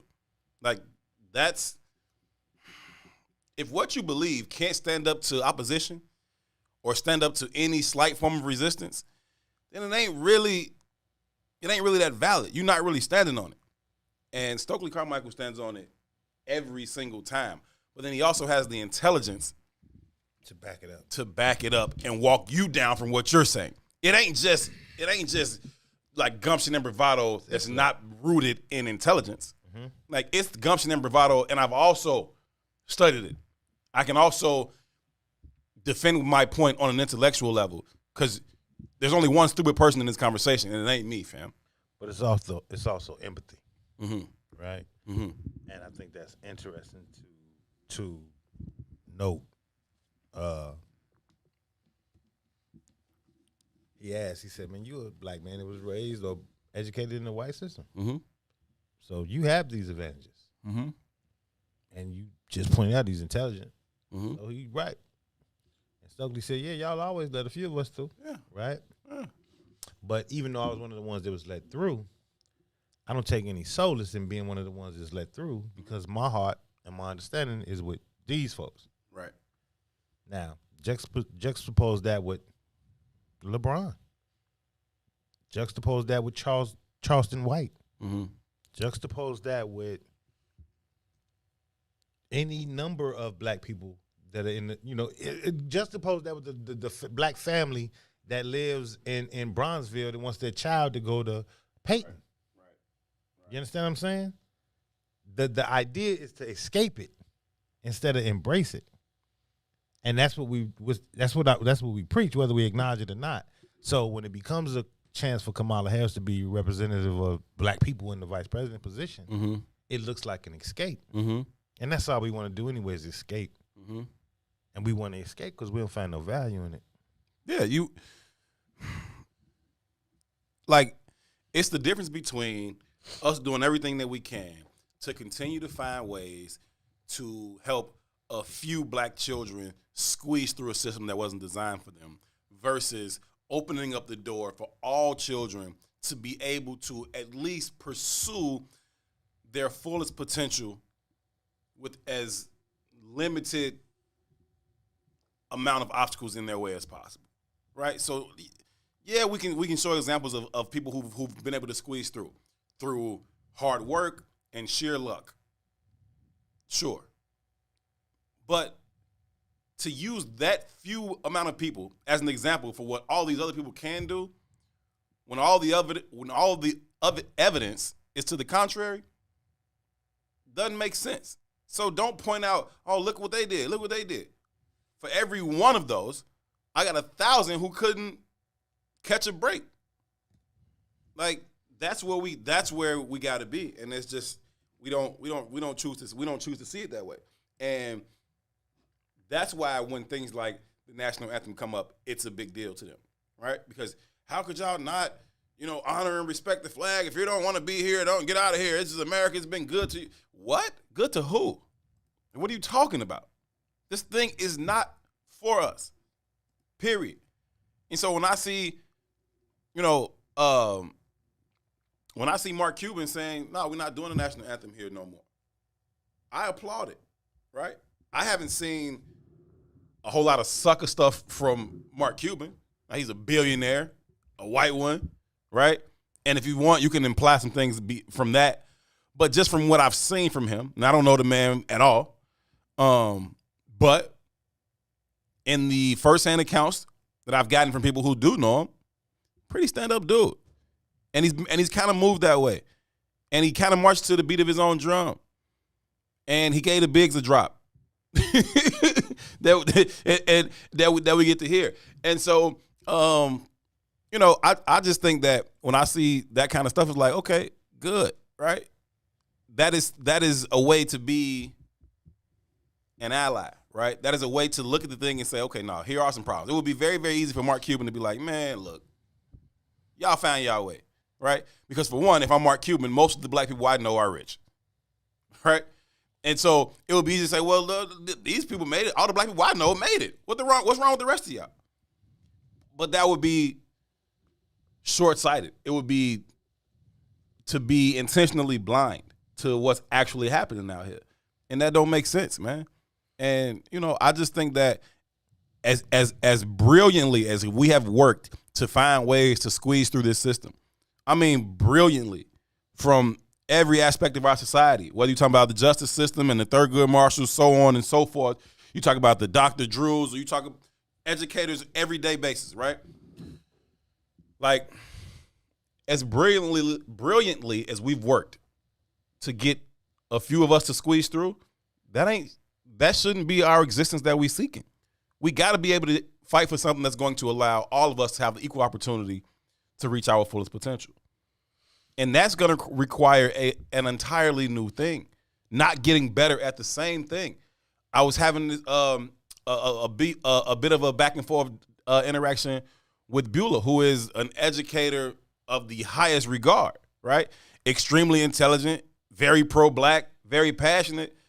And my stance was just that, like, instead of putting all of our resources and working so tirelessly to figure out how we can get a couple more kids to squeeze through this flawed system, why don't we build a different system? And, it takes a lot, right? And I'm not qualified enough to really stand in a debate about education with Beulah. I can't do that, right? But man, we got to start like really deciding like, is this way working for us? Even if we play it the best we can, how many of us will benefit from it? And until we can honestly answer that all of us have an equal opportunity to benefit from it, we need to be considering doing something else. And certainly that's not our reality at this point. So I don't know. For me, I'm just done with we need to do our own thing completely and redesign it at every single way. Like, yeah, Ready Rock, I saw you when you made that point. She said, give me my people money and I'll find the black educator. Right? Just that's what we own, right? Okay, run mine. So it's a process though, right? Absolutely. All of it is a process. Mm-hmm. The aspiration to whiteness is an aspiration that is based in our desire to have things. Mm-hmm. Mm-hmm. You know what I mean? So whether we acknowledge it's whiteness or not, whiteness has things. Mm-hmm. So essentially we aspire to whiteness by aspiring to have things. Mm-hmm. I'm not saying to deny yourself things, but to the point of me playing the Stokely interview or whatever, here's a guy who had access, but his value was rooted in his people. Mm-hmm. You know what I mean? Mm-hmm. And not say Stokely could have got some money. I don't know. I doubt it. Right. You know what I mean? Right. I don't know. Right. But he was better educated than the average human. Sure. Not black person. Sure. Than the average human. Mm-hmm. You know what I mean? And I know that being that bright opens up opportunity. It just does. You know what I mean? Mm-hmm. And he wasn't a coward. So I'm sure he had a plethora of different kinds of opportunity throughout his life. Right. But his commitment was to something different or to something bigger, you know? And Ray Riller, Ron, you got a brother? I don't think we have. I know we don't have those kind of commitments anymore. Mm-hmm. But again, it's a cycle. It's a cyclical thing. It's a process, right? Mm-hmm. But when I look at that Stokely move, when I look at the juxtaposition of a Roland Martin or Van Jones or any of those things, at the end, Stokely said that the guy asked me, said, "What would you say to white people, to liberal white people?" And he was like, they not that they were savage. He was like, they should civilize themselves. Essentially, Mm-hmm. it's their responsibility to civilize themselves. Mm-hmm. And now that we're deep in the trajectory of our being and assimilation on this soil, I think in us lies that same responsibility. Facts. You know what I mean? Because we've committed to white ideas. I say it all the time. It ain't that very many black people in America, truthfully. It's a bunch of dark-skinned white people. Because I think we think like them. I think we move like them. And we act like them. And then when I say we could look at a Van Jones or we could look at a Charleston White. Now, Charleston White gets acclaim for shitting on rappers. Mm-hmm. I owe you $1 now. We get acclaim for doing that. But when you look a little bit deeper, the man is sick. The man is sick, Mm-hmm. bro. Mm-hmm. You know what I mean? Mm-hmm. But there's in a matter of months, he got 200,000, 300,000, 400,000 people just rocking with every word he say. Yeah. Which means that if he's sick and he's leading that many people, then there's a lot of sick people in our community. Yeah. Right? And the sickness is becoming so powerful, at least from my vantage point, that we need a detox. Right? And it goes back to this, like I said, it's a very... They put the dope in your pocket now. They do. You know what I'm saying? And we buying in hook, line, and sinker. Yes. You know? And I don't know what the answer is. It's on your phone. The sickness is real. Yeah, but it's pervasive. It's on your phone. Every time you need a fix, you pull out your phone, and the dope is right there for you. And it's customized to you, right? Everybody don't even got the same dope. This is your dope. This is customized just for you. I've studied you. I've learned you. I know everything about you. I know what excites you. I know what scares you. I know what angers you. I know what makes you happy. I know what makes you feel loved. I'm giving you your dope. Every single time you go in your pocket, here is your dope. Like specifically prescribed for you. And there's nothing there to balance it. No. You don't have school anymore. No. You don't have parental influences anymore. Here you go, fam. You don't have none of it anymore. Here you go. go. Right? So it's you're tapped into this IV all the time. Here you go. A steady stream of dope. Here you go. It is like that. And it's frightening. And it's frightening. And it even, like, I think we're all to the point now to where we understand that how these devices work. But it took us a long time to even get to where we kind of understand how they work. We used to just be like, man. We still don't understand. But I'm saying we used to be like, man, I feel like I was thinking about something, and then it popped up on my screen. It's kind of, I was having a conversation, and then I saw this ad. But we kind of just wrote it off like, oh, I must be tweaking. It's like now we all know nobody was ever tweaking, right? That's the game. The very first time you thought that had already been happening to you for a long time, right? It caught your attention one day. You was like, wait, am I tweaking? I must be tweaking. My phone ain't do that. No, your phone did do that. It's exactly what it did. Smartphones and dumb people. Mm-hmm. Mm-hmm. And now it tailors that message to you every single time you open your phone. You have a heated text message exchange with your partner. You open your phone, the next thing it's something to make you feel good or something to take you away from that thing, right? It's like it's crazy how it's programming, and so it's that's where the empathy has to come from. Like, not only are we under this oppressive system, but we're also being programmed to appreciate it, to love it, and to be complicit in it. And it works brilliantly, bro. Like, it's not, I don't know. Like, it works brilliantly. I'm like, Shamika Turner says on YouTube, says poverty pimps are doing it for the income, not the outcome. If they was focused on the outcome, they would work themselves out of business. Mm-hmm. That's real. Mm-hmm. Mm-hmm. That's real. But at the same time, though, again, like, where does our responsibility lie? And not only where does our responsibility lie, what is the call to action, right? Because we can't expect the downtrodden to pull themselves out of being downtrodden.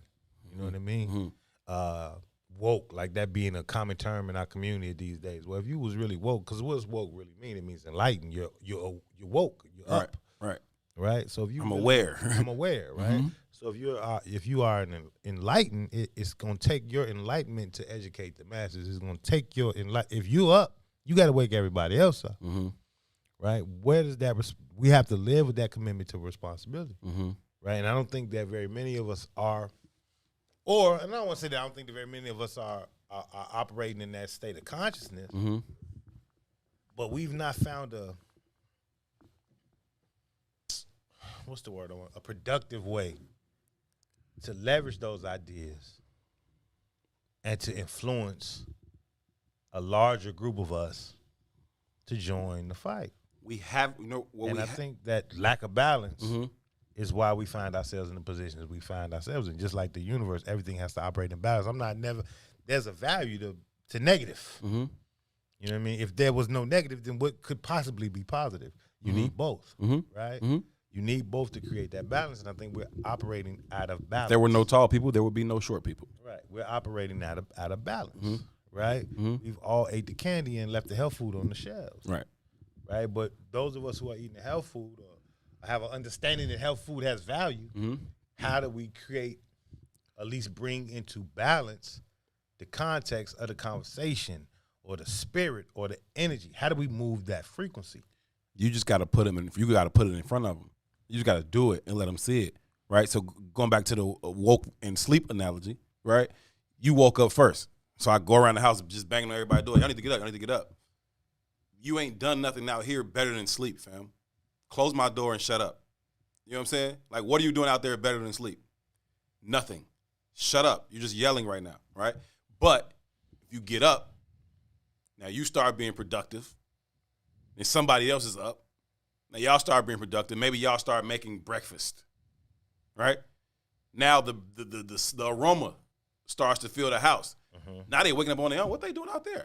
Something smell good come from over there, right? Or y'all out there, y'all having a conversation, or y'all laughing, and y'all giggling. You know what I'm saying? Y'all having fun. Now they hear you out there having a good time. What they doing out there having a good time? Now something better than sleep is going on, right? Another option. Yeah. We got to build that other thing that's better than sleep, as opposed to just saying, hey, everybody come get up, fam. I'm clearly enjoying sleep right now. Get up for what? What are you out there doing that I need to wake up for? Oh, okay. Shut up. Close my door, turn off my light. The sleep thing is working for me. I think that those of us who are already woke Let's get busy. Let's get busy. Now, if we cook and we ain't cook nothing for you, oh, well, fam, you asleep. You ain't want to get up. It's on you. See, this is where audacity matters to me, though. Right? And I'm not harping on these names for any particular reason, but they visible. You know what I mean? And it's easy to make the point by using their names. Right. Van Jones is on TV every day. That's what they want, right? In reference to the black plight. You know what I mean? We thinking locally, Jamal Green is a visible character here. You know what I mean? Nationally, Kamala Harris is a visible character for our plight. But I think they're part of that same poison. You know what I mean? Yeah. And then when you say get out here and do something, even if we're acknowledging that doing something is the value asset, I think that the vast majority of our people, because of our lack of understanding, think that what they're doing is valuable, as opposed to, let's say, what I don't know, what's the little brother in Mississippi, Checkway, what's his name? Checkway, well, you see, I can't even remember the brother's name, so you see how valid that is. You know what I mean? Or even what we do. Sure. You know what I mean? Right. We on 79th Street, we bring the people to 79th Street. The residents of 79th Street don't engage us. I just don't know how much more you can do. I think that you just do it. Just keep whatever you're already doing. Just keep doing it, because the one person you reached is more than the zero amount of people who was reached yesterday.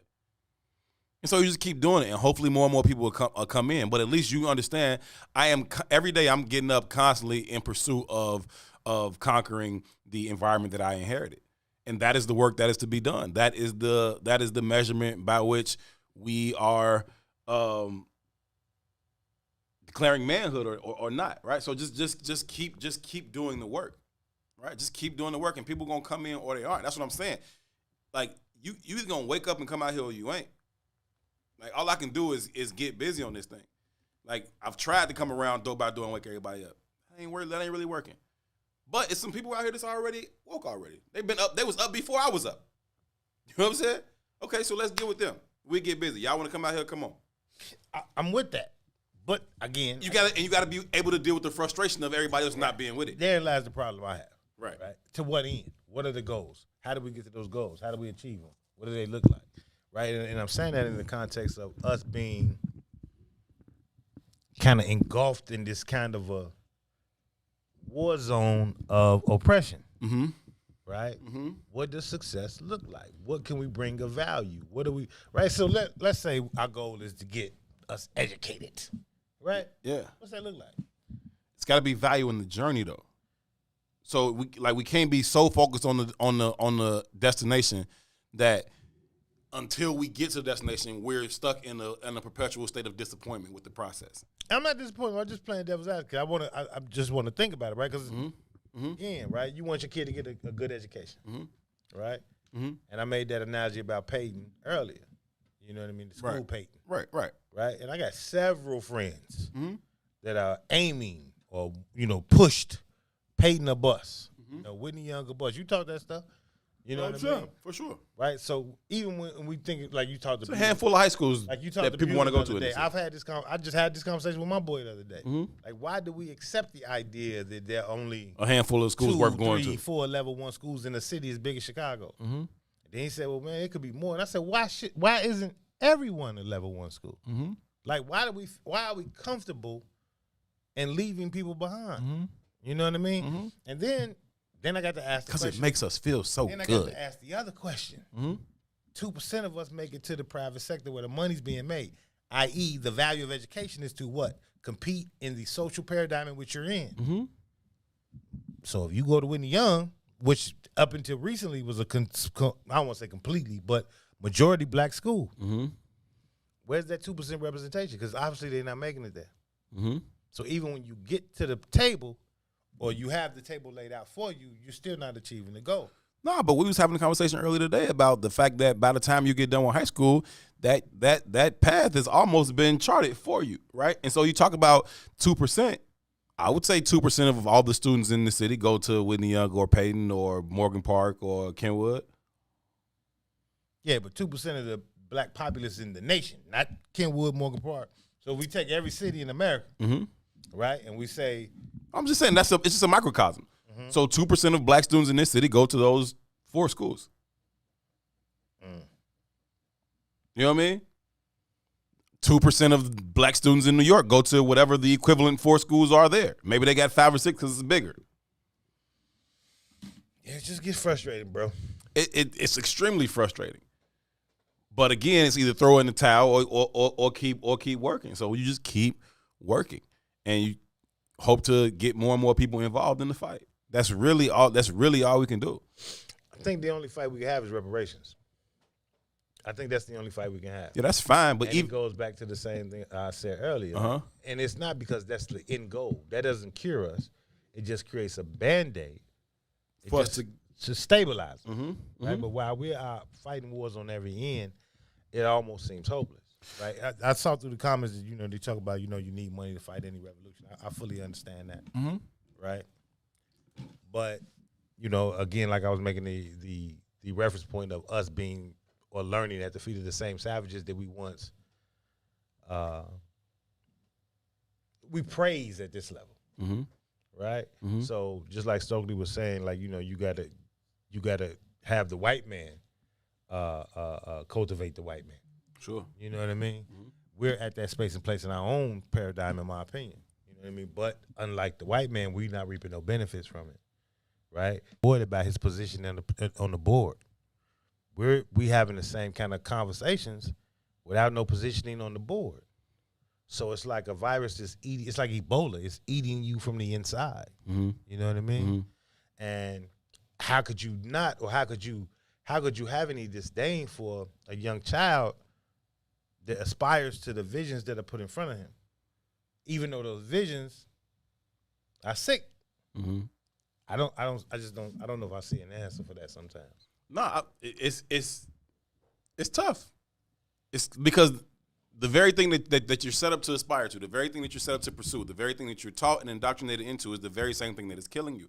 And for whatever reason, not for whatever reason, because that's what we've been taught, right? For that reason, we try and find the cure in the cause. And that just doesn't make sense. You're not going to find the cure to what is ailing you in the very same thing that is causing you to be ill. Like, that's just, it doesn't make sense. But that is the brilliance of the setup. The brilliance of the setup is, it's like quicksand. You know what I'm saying? Like, the harder you try to go in it, the deeper you just getting sucked into it. And, it's even better than quicksand because in this way, you start to feel like you are actually gaining traction, right? In quicksand, you feel yourself getting deeper and deeper in. In this system, you kind of feel like you're gaining traction as you go. Like, oh, I'm actually making some headway in this thing, right? Never mind that you're just becoming a cog in the same engine. Like, it's just, I don't know. And so when you talk about reparations being the Band-Aid that will allow us the time to work on the ills from the inside out, yeah, sure. For those of us who are already on that. Right, so if those of us who are already on that say, man, I really want to be more about that, but capitalism, right? I really want to be more about that, but I got to keep these lights on. I get it. So now you get your check. You're not starving to keep the lights on. Theoretically, you can do more in the fight for liberation. But that, again, is only those who are aware right now in the first place. Everybody else is still, they're just going to be unaware with a little bit more bread in their pocket. And that's just going to lead them further down the road anyway. But it changes their focus too, though, right? It's now instead of one fake Gucci belt, I got 3 real ones now. Maybe. But it might create a level of stability for some to find other interests. When we walked in this room today, I was telling you about a conversation I was having with a sister online when she was talking about vagina was the only value men had in relationship. Too. You know, it's full out crazy, right? But the thought process I had in her making that statement was, one, like, what kind of man are you dealing with? But two, obviously she's had that experience. You know what I mean? Right. And what I mean by that is like that dude is an empty dude. If that's what his value, that's the only place his value asset lies. And when I look out the window at the community, that's kind of how I'm starting to feel sometimes. It's like it's just empty. You know what I mean? And how do you pour something into that emptiness? You know what I mean? When that emptiness is rooted in our lack, but our desire to only have these kind of surface level things, right? So just like I always say, the journey is more important than the destination. You do. Right? But we don't, we want to beam me up Scotty kind of lifestyle at this point. I don't want nothing to do with the damn journey. I just want the end goal. You know what I mean? And when you meet people who've reached that level of success, the most valuable part about them is the journey that they experience. They don't even value the money. Nah. You know, it's just, or the position, or the title, or the ranking. Who cares about positions and titles and ranks? Like, but again, it's the move. The great manipulation.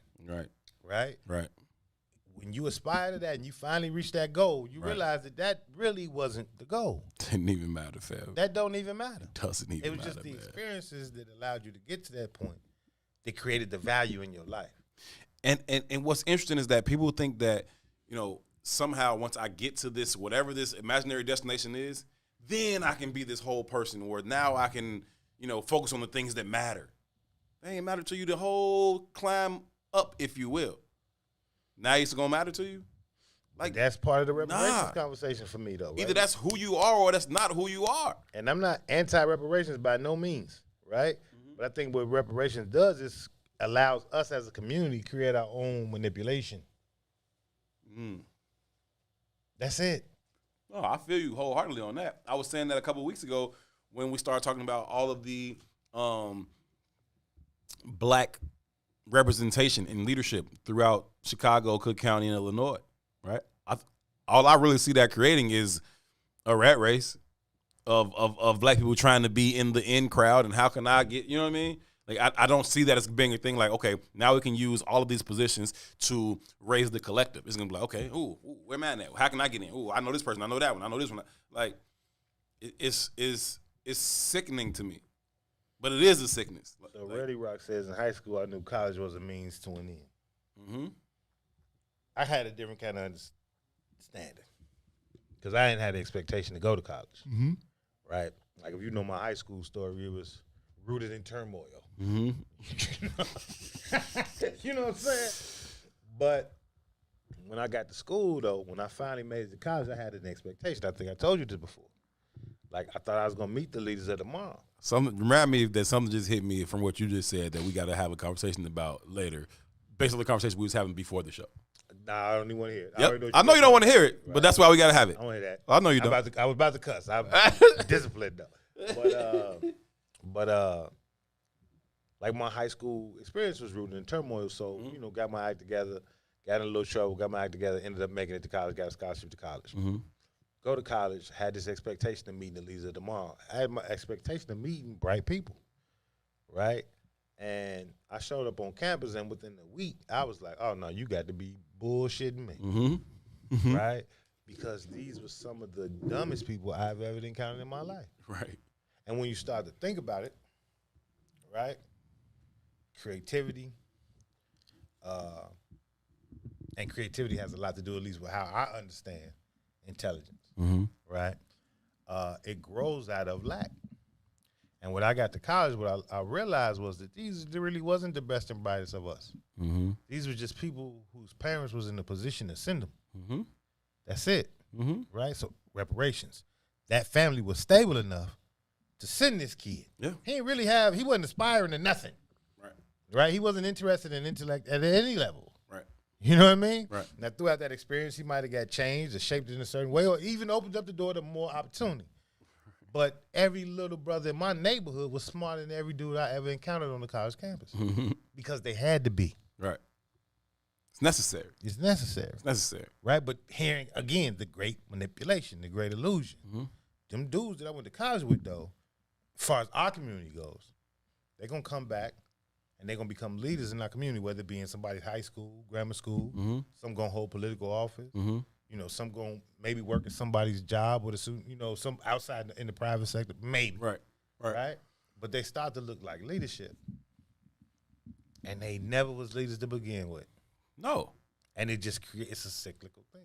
That is what people mean when we say black people have to work twice as hard to get to where white people are, right? It's not this idea, and white people try to shoot the idea down by saying, oh, nobody's going to look at your thing and say you're not qualified.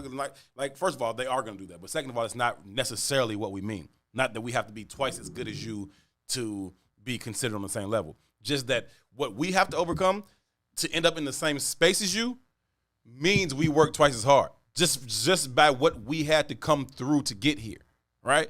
And so, not necessarily that I got to score twice as good on the same test you do. That's not necessarily what we mean, although oftentimes that has to be the case as well. But just what we had to overcome was at least twice as much as you did. And that's just the reality of the situation. But, of course, y'all have no reference point to that because how would y'all know that? You know what I mean? You just doing your thing, and I get that. Brandon said you cussed. He paid for the dollar. This is money that is still from Boosie sponsoring the cuss job from yesterday. It made it 2 days. We doing much better than how we started. We doing much better than how we started. And I knew that once the longer it went, the better we would get at not cursing. At this point, when I curse, it is intentional. Right. Like it's not even. I'm not even curse words aren't even slipping out my mouth no more. When I cursed today, I meant to. So we are getting better at it. Ready Rock said that's discipline. Happy birthday, Ready Rock. We still turning up, man. What is the plan? Because clearly you ain't coming on the show with us, but we ain't going to have that conversation again. As though I followed up. 5 o'clock hour. We can take our 5 o'clock break. We can come back with the ratchet hour. All right, let's take the break right now. We'll come back. We'll check in on the other side of the glass with Lil Ron. Lil Ron had his camera up all day. That's why I ain't turned it on. What? Two calling out breaks. Y'all calling out breaks over there? See? I don't want to get you in trouble with your daddy. Hey, Hey, auntie. Hey, TT. You heard him talking to his cousin today? What's up, cuz? Hey, cousin. Is that how he answered it? Yeah, that's how he was talking today. You such a disappointment. All right, let's go to break. Oh, now you want to go to break? Such a disappointment. We'll be right back. WIIFTBPM. WIIFTBP. Media's just for you and me. WIIFTBP. Media's just for you and me.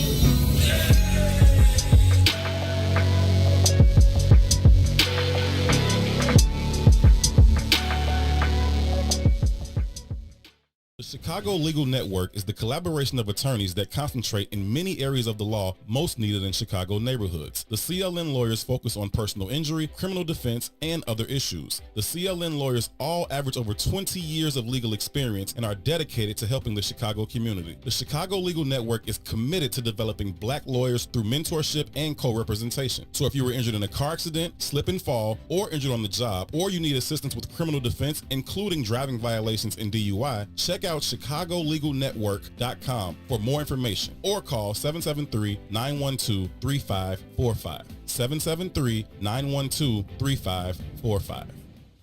What's up, good people? Y'all go accept my request on the page so I can do the Why would we do that? Why would we do that? I'm trying to do the survey. Why would we let you in? Why would we let you on the... You talking about the Iswiz Book Club page? No, why would we're going to let you in, Ron. You need to read. I'm with that. I'm definitely put you on. Somebody please let Ron in the Iswiz. Is it? I thought it was a public page. I don't know. I don't run it. I don't know who run it. You got to talk to Shannon and Robin and... You say what? Y'all group private like it's something special or something. First of all, it is something special. Ass. Okay? There's something special. Okay, you know what I'm saying? And you gonna talk it again. Don't get no punishment again now. Right. They already came in there like, look at her being nice to Ron today.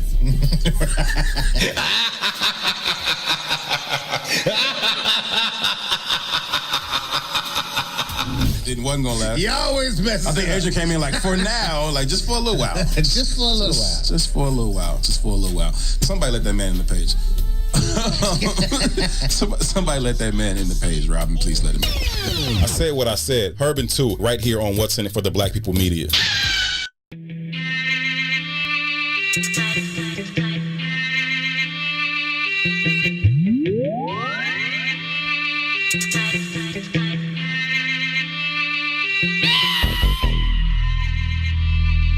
Eastside.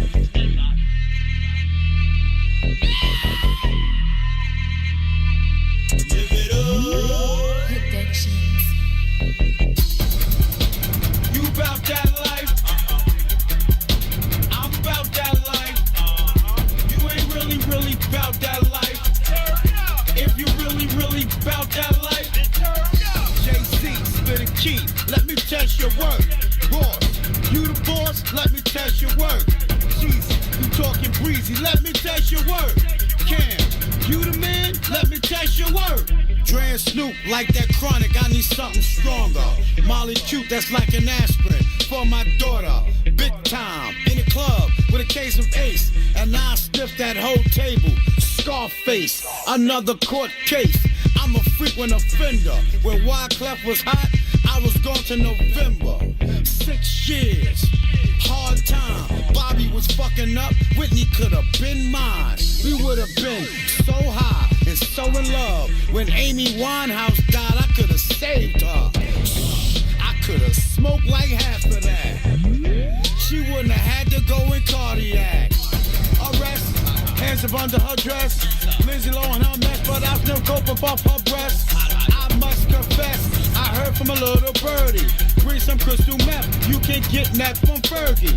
Had a real nice dream, me and Charlie Sheen. Few Playboy bras, I was high in Rock Ford. Brick after brick, like Shaq at the free throw. I stayed hard, I put coke in my pee hole. You bout that life? I'm bout that life. You ain't really bout that life. If you really bout that life, 50, get with me. Let me test your work. T.I., I'm trying to get high. Let me test your work. Birdman, I hear you, man. Let me test your work. Brick Squad, I like it hard. Let me test your work. I want that shit that made Britney shave her head. I want that shit made DMX say he a fed. I want that shit that had Amanda Bonds tweaking. I want that shit Lance Armstrong compete with. I'm a winner by any means, you dig me? Praise Angelina Jolie, but when it condemn me, keep trying to play me like I'm a loser. Biggest sales first week, Robert Downey Jr. I remember even Oprah got high. You thought I forgot? I remember D'Angelo was Diesel. Lamar Odom, that's my people. Drew Barrymore, she liked it raw. Me, I liked it cooked with Armor Hammer on it. One time, can't lie, was Keith Ledger high. But on that Samuel L. Jackson, that crack high. You bout that life? I'm bout that life. You ain't really bout that life. If you really bout that life, then turn up. That's why we shine wherever we go. We shine wherever we go. We shine wherever we go. We shine wherever we go. Lord, Lord. Welcome to the mind of a pothead. On my head, see a young nigga got dressed. We don't give a fuck what the cop said. I'm living a legacy. So even when I die, I am not dead. Nigga, I am not dead. Fuck with me. Oh, homie, I ain't worried about nothing. I'm good. I'm the kid that went to school in the suburbs. What is happening, good people? We are back and we are live from the What's In It for the Black People Media Studios alongside Toussaint Werner. My name is Herb Howard. In the production studio is the one and only Ron Rilla. Ron, what's happening, good brother? If I was feeling better, I'd sell myself. Hey, you wouldn't get much. No, you good at that, man? Good, I'm enjoying the show, man. Great conversation. I thought you was finna do a video shoot doing the test your work, man. We had you up on the camera the whole time. What I'm gonna do during the video shoot? Do some lines or something. Take a bump or something back there, man. You know what I'm saying? Test some work while you back there, brother. Anyway, man, we appreciate you doing all the hard work back there behind the glass. We give you a hard time because you deserve it. But we love you anyway. You know what I'm saying? It is 5 o'clock, man. We didn't went test your work. And I got a few things that I kind of want to mention. Following your lead, brother. Cool. First of all, can you go to damn, that wasn't the one I wanted to get to first though. What was the one I wanted to do first? Forgot that fast. Anyway, it'll come back to me, the one I wanted to do first. But Howard just sent me one Did you know it's like a G-string lingerie basketball league in Atlanta? Like a women's basketball league? I heard rumors about it. You ain't seen it? Mm-mm. Let me see. I'm gonna send it to you. Go mock me. See if we right. I ain't seen it. Nope. Me. Where would I see it at? All right. We can pull that up in a minute, but we don't really have to. It's literally women. Let me send you the thing, and you can pull it up if you want to. It's literally women hooping, and they got on like one piece, like leotard G-string style thingy-majiggets, right? And I want to know how much season tickets are. Although I don't know though. I don't know. Okay, like you run up and down the court for a couple hours, and everybody's ass is out, and box is out. What is this gym room going to begin to smell like? It don't matter what it smells like. That's just a position. That's what poverty does to you. Again, I keep saying this ain't no rules, G. This is Sodom and Gomorrah. Sex sells, though. Yeah, sex sells specifically when you're poor.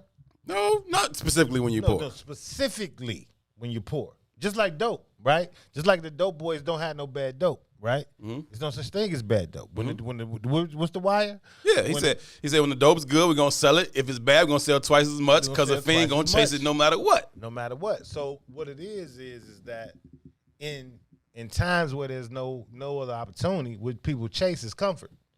So alcohol, dope, box, all of the prices is going up. Right.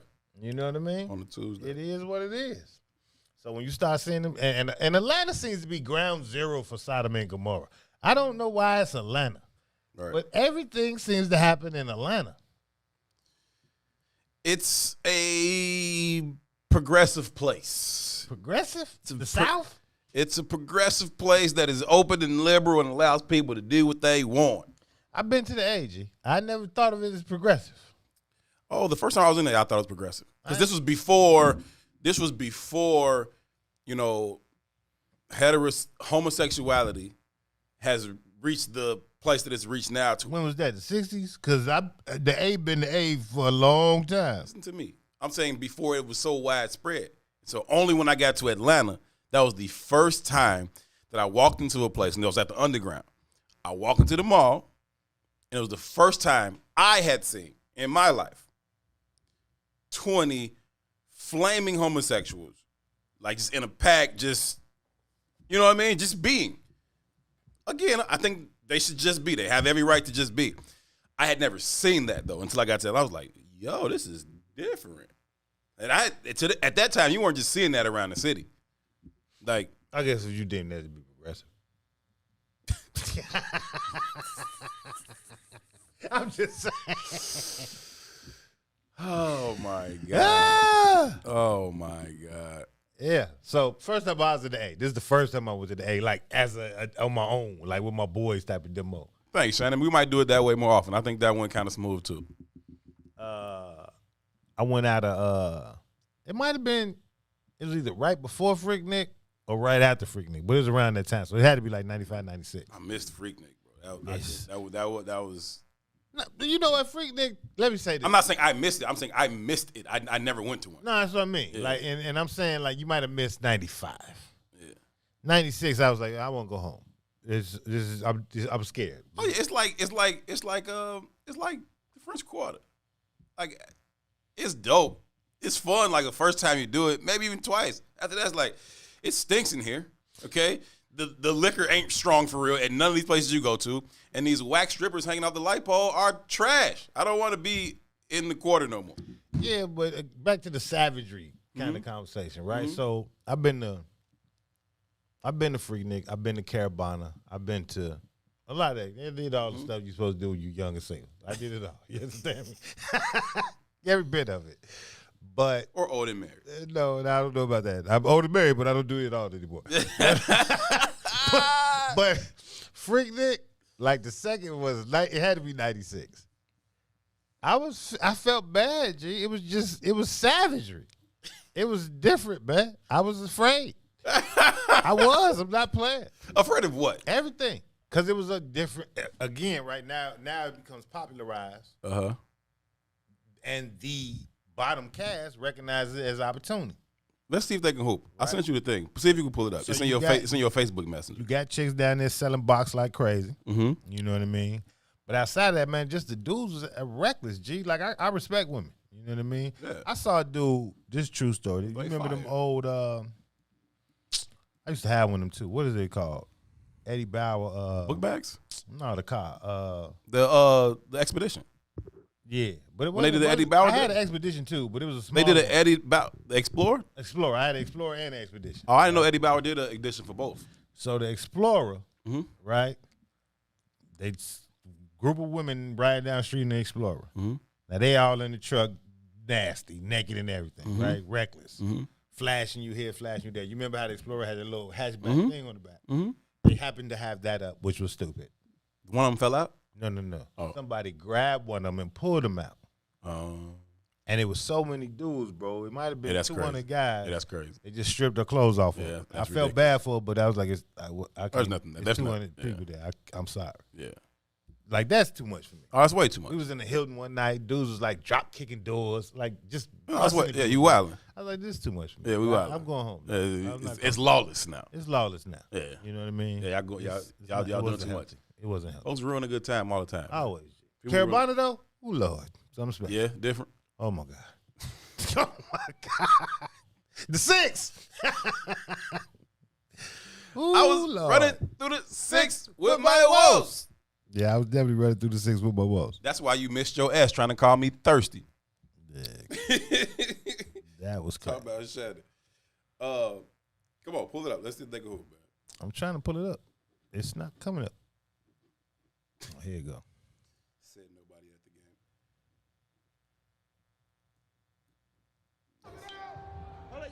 Hey, y'all ain't got but 4 people.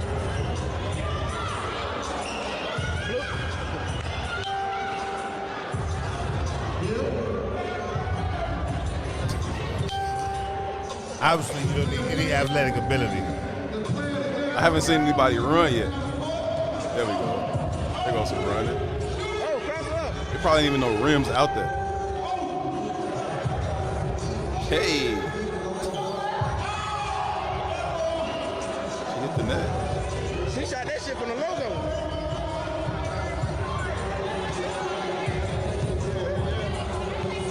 Black ball, black ball.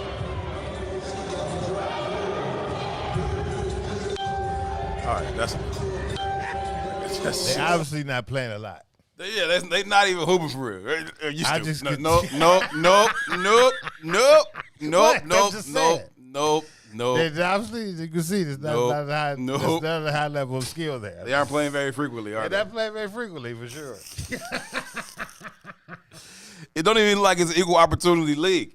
Everybody was fake slugging. Like nobody, like it wasn't a little booty on the court. Oh my God! Come on, man. At least if there was a little, I would think, okay, maybe they did. They At don't least have found no women who practices. They don't go to the they gym. at least found women who can hoop, and they just told them this is what the uniform looks like. They got a football league like that. They got like a I lingerie know the football league. But them women can play playing. football though. They play. Yeah, They look like they play a lot. Yeah, they. Just saying. I'm not doing this with you. I'm not getting sucked into that at all. I'm not getting sucked into that at all, bro. What's wrong with you? I'm just saying. You can tell the difference in skill. Skill, huh? Okay. All right. Oh God. That's interesting right there, man. Not really. It is though. It's not though.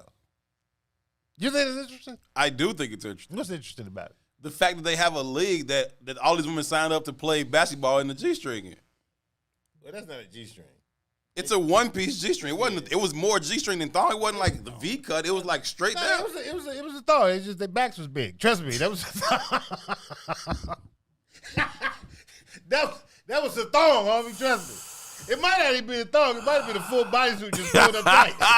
The whole Baywatch joint, huh? Oh my God. Oh, that's bad. That's really bad. That's what I'm saying. But this is all about the sex. This is all about selling the sex of it in the uniforms. They doing a bad It ain't job. got nothing to do with football. They doing a bad So job. the other leagues say, okay, we got women playing football, full contact football. How do we get casual fans to watch it? Okay, put them in lingerie. Nicole said they calling fouls because of Badussi.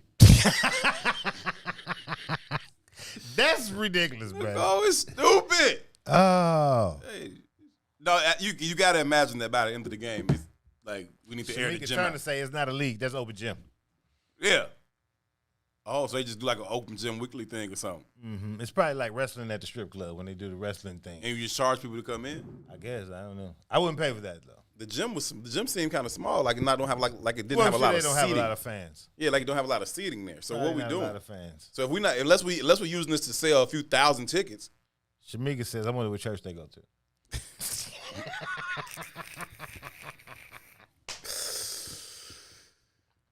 Jesus Christ of Latter-day Saints. Shannon says, two was paying attention. Two was observant. I mean, we played it. I paid attention. I said, check this out. What am I supposed to do? Yo, man. Shout out to Howard, man. He's coming through with these things, man. He sent me something else, but I can't listen to it yet, so I don't know what it is. I'm not gonna just throw it up there. He might be setting me up. That string stink. It wasn't a string. That was a full bodysuit swimsuit. It was a blanket. It just was big backs. That's all that was. Why do you act like this, man? Anyhow, that's one thing. Have y'all seen, moving along, I know y'all have to have seen this, right? Have you seen, I know most of the people out there have seen it. Have you seen the sister who put Gorilla Glue in her hair? You sent me something. I saw that. First of all, about that, I didn't see it, right? I sent you something else But about she's the same 40 thing. plus years old, right? Not the sister I think I'm talking No, the first sister one. who put the Gorilla Glue With in the her long hair. braid? Yeah. Okay, cool. She's 40 years old. She owns a daycare, right? And she has, I didn't see the video or nothing like that. I'm only, correct me if I'm wrong. But she accidentally put the Gorilla Glue in her hair to tie down her ponytail. No. Wasn't an accident. She didn't do it on accident. She normally uses this, locking stay spray stuff, right? What? Shannon said she respects Herb's research for this show because it's not a y'all. I didn't research that. She respects Herb's research. Hey man, this was from the fam. Howard researched this. So she uses this like locking cream, stay cream, whatever, something to keep her hair in place. She was out of it. She goes to spray it in her hair and do her stuff. She's out of it. So it was on purpose. So she, as an alternative, So the locking gel. So this is what I got, and I got it from a woman. She's like, there's some other stuff out here for that called like Gorilla Snot or something. Whatever. There's some other thing. Disgusting in itself. Right, Why there's you some putting other Gorilla Snot in your hair? agent that they can use to keep their hair in place. She didn't have it. She was like, Gorilla Glue. It said keep your hair and keep stuff in place. She put it in her hair, fam. Her hair hasn't moved in a month. Not a single strand. She's trying to wash it on live. It's not moving, fam. She ended her silly self up in like the hospital, and they trying to like.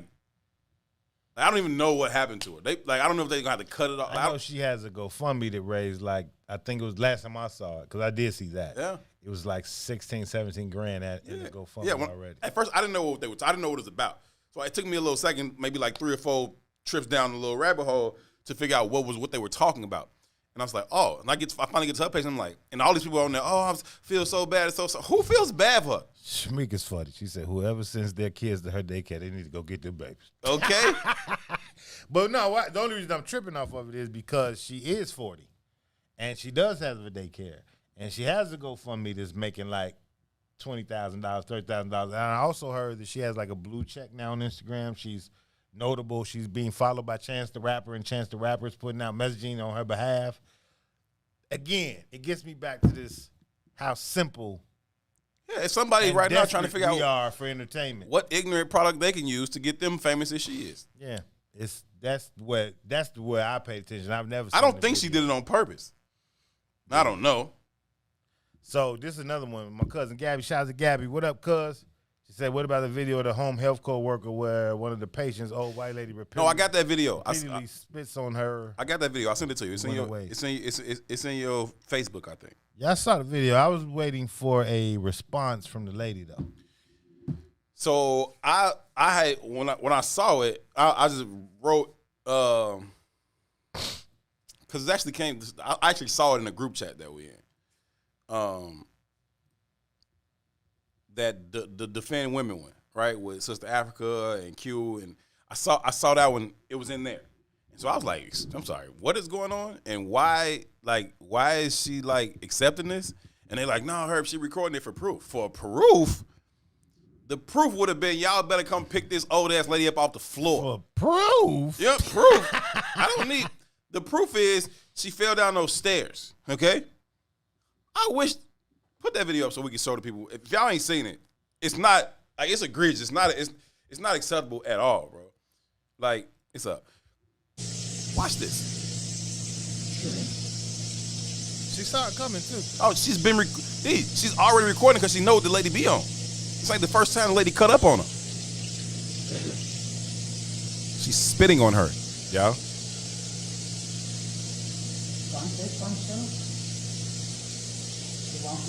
You want more? She take a bite of something, chews it up just to spit it in her face again.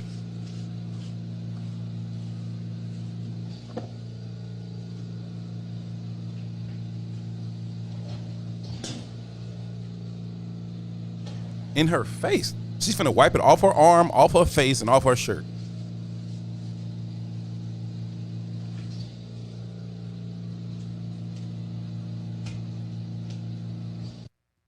You gotta be kidding me, dog. Like, you gotta be kidding me. So let me ask you this, too. Every time we talking about the strippers, sex workers. Same shit. That's what I want to know. That's what I want to know. And I want to know which is more egregious. So it's balanced. It's all the same to me. Huh? It's all the same to me. Huh? It's all the same to me. And it don't even got to be that extreme, though. I got a problem with the dudes who change their voice when the white man called for the job. Yeah, but I'm saying, like people are gonna justify this. Oh, she putting up with it because she gotta pay her bills. She gotta put up with this old white lady spitting in her face while I clean her house or whatever, or work at her nursing home, or wherever the heck they at. You think that's more egregious than running around a basketball court with your ass hanging out? Yep. Why? Because somebody is spitting in her face. That's why. Who's spitting on them girls on the court? Both of them are demeaning. Who's spitting on them? I don't qualify the levels of demeaning. I do. Both demeaning. I do. There are levels of demeaning. That's all good, but I think all of them are victims of the system of capitalism. It is what it is. I just want to know if you thought. I was curious to know if you saw it the same way. I absolutely stand on that. Okay. So, God willing, mm-hmm. I'd have been able to maintain my cool. I'm going to jail. You spit on me. God willing, but she's old and she's probably. I'm going to jail if she spits on me. I'm knocking whatever tooth device she got in her mouth clean out of it. I'm telling you right now. So Hey, I respect humanity. I understand. And I know, like, again, I don't know where they are, right? So I don't know if she works with this lady privately at her home or if she works at a seniors facility or whatever it is. And I know a lot of people. They take these jobs and they sign up for it, and you work at these mental facilities and you put up with a lot of stuff, okay? But apparently this happens to this lady often because she was already recording just because the lady was there. Now, I've seen the lady spit on you 3-4 times. You just wipe it off and get back to scrubbing whatever you scrubbing. Mm-hmm. Man, this is my last day, and hers too, okay? I'm keeping it a buck with you, G. I'm trying, like, spitting is the worst thing you do to somebody. Slap me first. Like, spit on me. I'm not justifying it's up. it at all. It's up. I'm not justifying it in no way. You keep the check. You ain't even got to send me my last check. What I'm saying is, Bop. her standing there recording herself getting spit on. Yeah. And those 10 linebackers that was playing basketball with strings in their ass are operating under the same premise. You know what I'm saying? You guys want to make sure you saw it the same way. They operating under the same premise. That's all I'm saying. I just want to make sure you saw it the same way. Right? Cool. And again, Uncle Todd is in the building. You are late, sir. We was talking about you earlier. Todd Stroger, we demand that you come on Is Wiz for healthy people. Immediately, we request your presence. We need to have a conversation. But I don't see it as any different, like, in regard to the mentality behind it, the mindset behind it, right? And even in the response to it, G, it's almost like, and I don't want to say I have empathy for it because I don't. I don't. I would hope that. I'm going to tell you the truth. I don't. I would hope that in my spirit, I could recognize I'm that past that. This lady's 97,000 years old. Not me. And maybe her mind isn't operating correctly. Cuz. I said I would hope. I don't know if that would be my answer. How many people is she spitting on in there? She's spitting the on one that. sister that's There's in that one lady joint. right now. I don't know. That might be a thing. She might be a spitter. Yeah, all right. When I was in college, I worked in them kind of places. I didn't respond how she responded, but there was no camera either. Right. And so if you work in one of these mental facilities and people kind of out their And it's mind not from even all, about hurting. from all It's kind of more about ages. restraining and Yeah, controlling if you out of your mind situation. you got people that's not in their right mind from 18 to whatever age, and they in there, they doing all kind of wild stuff. They throwing feces and all that. It's wild. I'm not saying that's that. But this lady coming up to you, spitting on something, you want some more? Is that what she said? She said, do you want some more? Took a bite of something, chewed it up, and spit it on her face, fam. Yeah. This lady ain't crazy. She racist and don't give a darn about you. I might have recorded the first one. The second one I would have recorded. That'd have been the last time. So I said any day he don't have to pick up Claire, he'll come on here and hang out on Wait, Todd. We request your presence. It's an open invitation, Todd. Whenever you want to come. We'll send Claire Uber. Come tomorrow. Whenever you want to come, we want to have you on the show, man. Bro, that is tough to take. I'm saying at least, okay, you don't want to go to jail?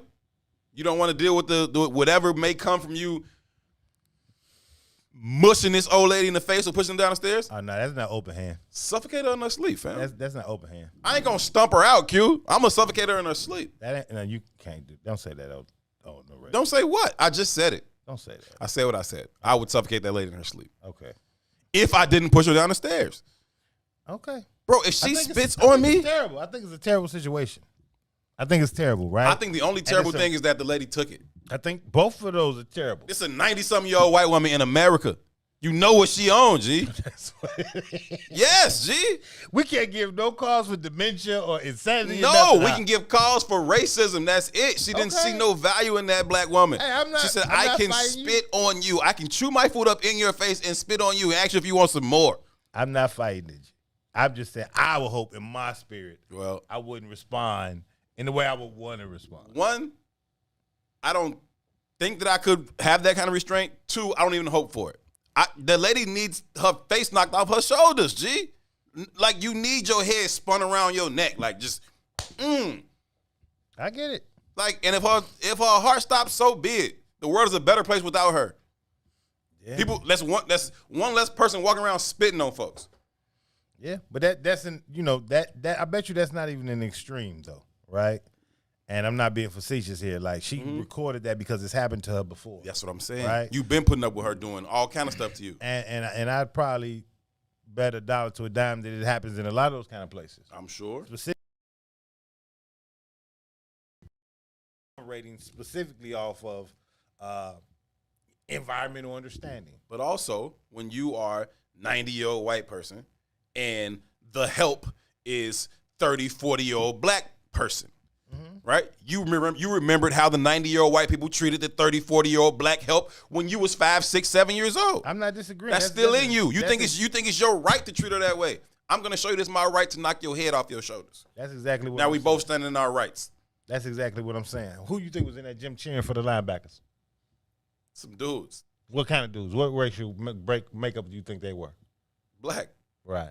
Yeah. Right. So this is what I mean why we start to mimic the same level of savagery and degradation. Because they both degrade themselves, in my opinion. Which is worse? The white woman operating from her position or us sitting there watching the linebackers play? So I think that the piece that you coming from would be for us to watch the video and be like, that's funny as heck. Like watching the video of the lady spitting on the other lady. Like, that's funny. Like if we're in the audience, like, yeah, more of that, more of that, more of that.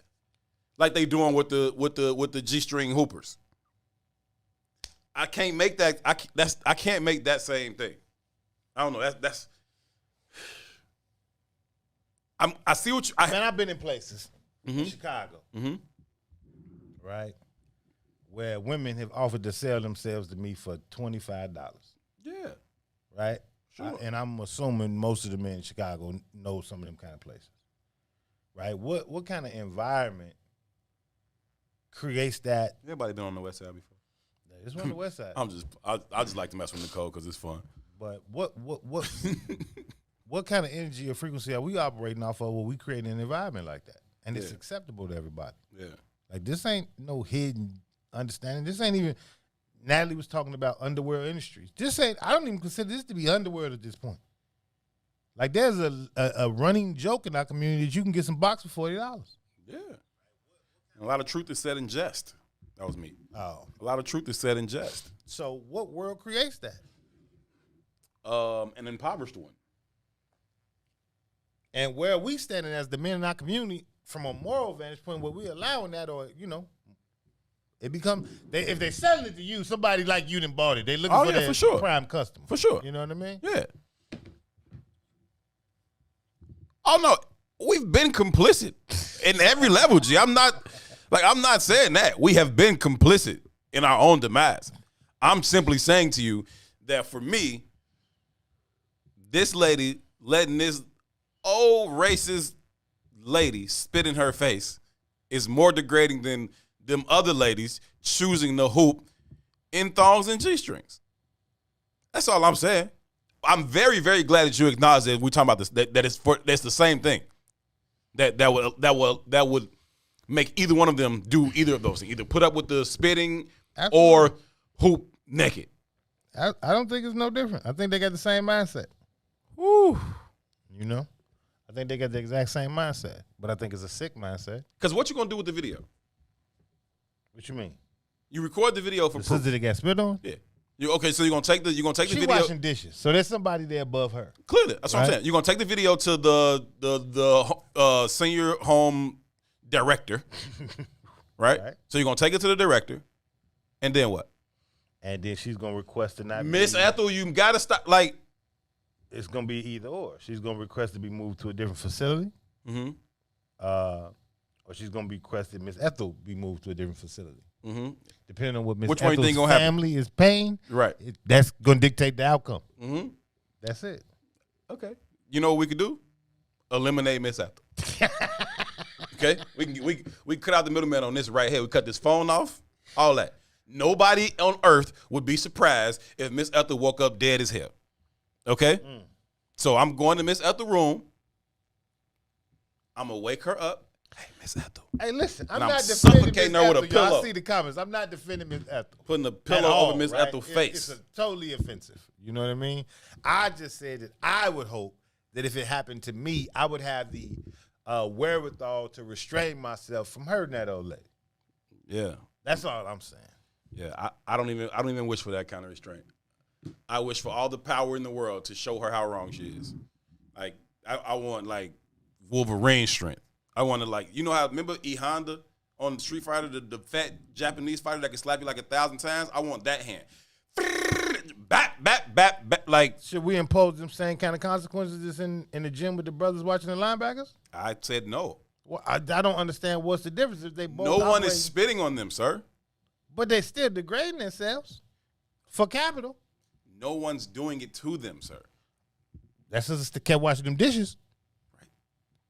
The lady's spitting on her though. But she kept washing them dishes, so she's complacent in the activity as well. Where is the spit in the hooper in the basketball game?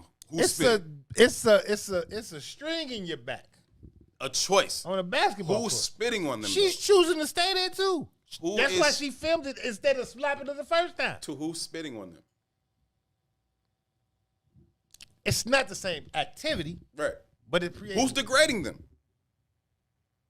Why are they being degraded? Why, even if they're degrading themselves, why are they degrading themselves? They're making an economic choice to do so. Right. So, but nobody's doing it to them though. The sister washing dishes is making an economic choice too. They're both doing it to themselves.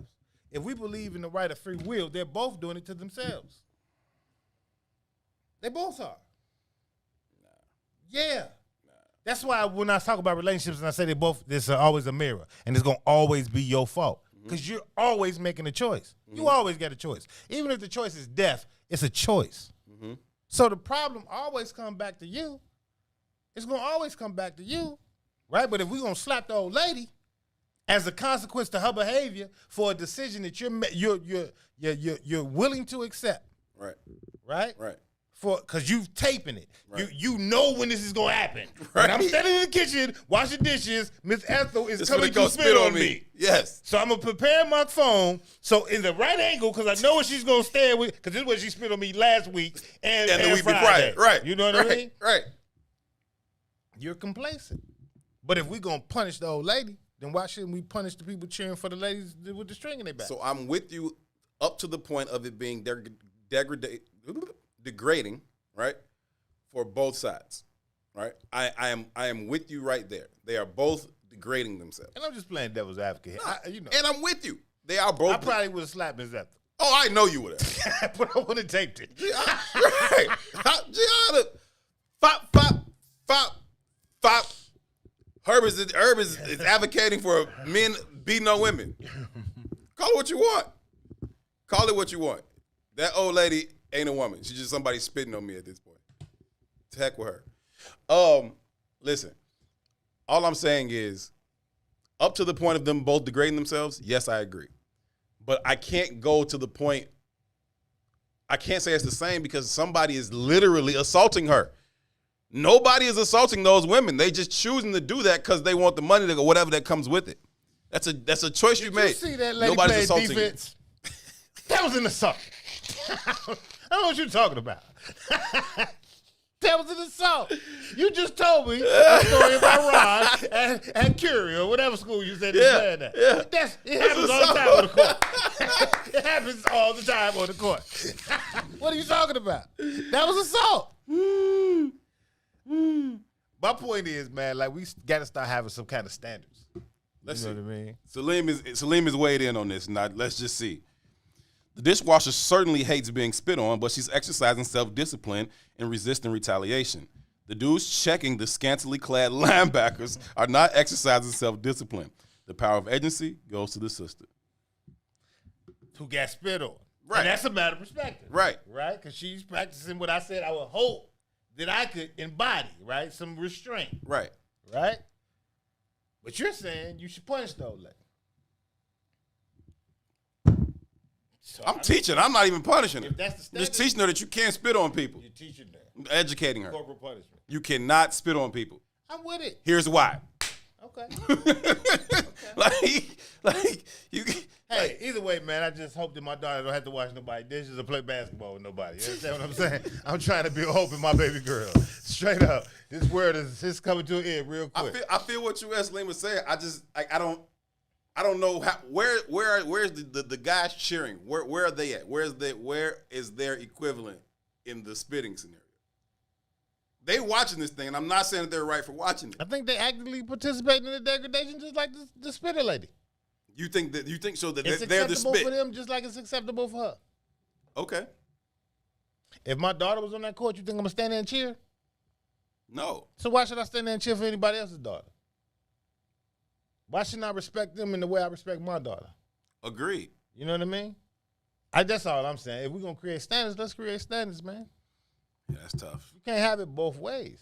And that's what we want. That's why I always talk about we kind of move like the wind blowing things. Mm-hmm. When it fits us, we roll. But when it don't fit our needs or desires, that ain't necessarily true. You can't have it both ways. It's like, hey, fuck Trump. Let's go Tampa Bay. You can't have it both ways, bro. Yeah. How you gonna say fuck Trump and cheer for Tom Brady? That's $2.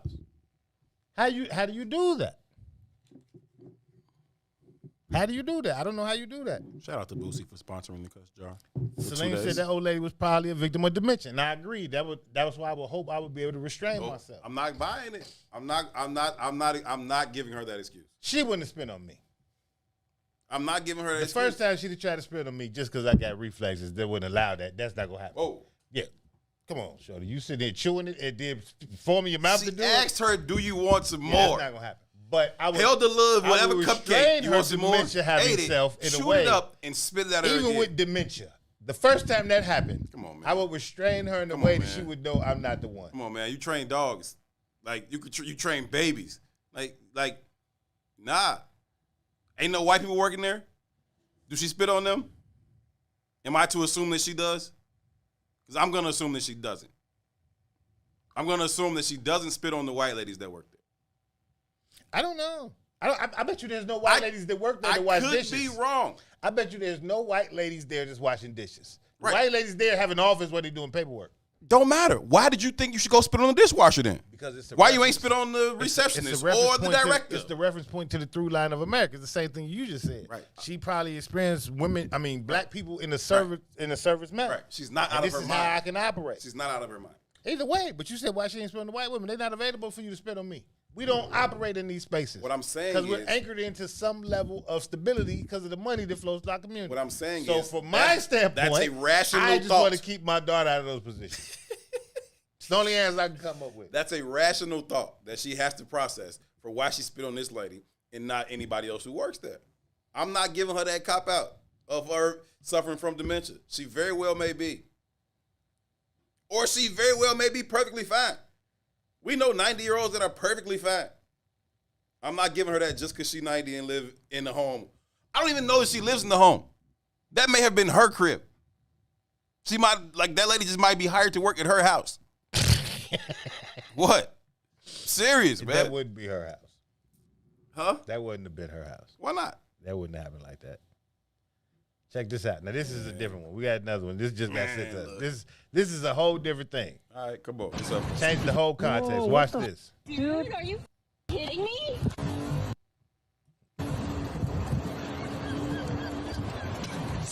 Whoa, what the? Dude, are you kidding me? That looks like Lake Michigan.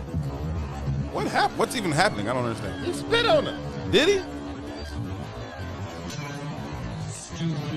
Oh. What the? This is in Calgary, Alberta, Canada. Oh, no, that's Canada. And should be labeled a hate crime. Disgusting, racist behavior has no place in our society. But for this man on the bicycle, it is a constant feeling he must make a daily reminder to anyone he encounters. The woman in the video put up her own statement So the little Asian on dude. Instagram. I wanted to say thank you to the Spit on the community, to Asian the one? amazing community, Scared. for all the love and support that everyone has shown, and for helping to actually identify this man. So the police have updated us, and there are current pending charges against him. The biggest thing for me right now is just to make sure that he doesn't have a chance to do this to anyone else. I didn't take it personally. I know he's ill inside and that he needs help, but I've had so many DMs. All right, that's another one. So it says racist cyclist spits on woman, but in the still shot, I would have. It looked like their cousins. You know what I mean? I would have said that was an Asian dude. Spit. Hey, Asian on Asian crime, man. What can I say? But you know, like you said, like you be saying all the time, once they get assimilated, hey, I'm white, fam. But there was a dude behind her too. Yeah, dude, what are you doing? See, that's different. He's young, real, making choices. I'd have had to stop a bud hole in him. I'm trying to tell you, whoever spits on me, one of two things is going to happen. I'm going to beat the brakes off of them, or they are going to beat the brakes off of me. There is no in between in this situation here. Somebody is not leaving here the way they came. It ain't going to just be spit on my face. It's going to be spit on my face and a lot of blood on yours, or spit on my face and a lot of blood on mine. Because the confrontation is happening. You've already kicked it off. The fight is, it's not, I'm restraining from fighting. You've already started the fight. But that's different from the old. Your first weapon was spit. But that's different from the older. That ain't no difference from you punching me, slapping me. You've already started the fight. I'm not restraining the fight. I'm just letting you assault me at this point. And I'm not letting you assault me, fam. You spit on me, it's up there. You're going to have to whoop me. That's all I'm saying. So do it on the bike. I'm finna, like, the fight has started. The fight has already commenced. Now, can you whoop my ass or can I whoop yours is the only question left. Because we are going to fight. Yeah. But what's interesting, man, is the frequency of this kind of behavior and how much is, I don't know if it's the frequency or the fact that we all got camera phones now. I don't know. Yeah, man, these camera phones. But I do know that it seems to be. Making cowards out of people is what they seem to be doing to me. There's a increase in the frequency of these kind of incidents happening. And the frequency or the increase in frequency to me says that there's a new level of comfort in degrading anybody who's not at the stature of whiteness, at the standard of whiteness. And I think the way that happens is that you feel so comfortable in your positioning that you don't fear the consequences.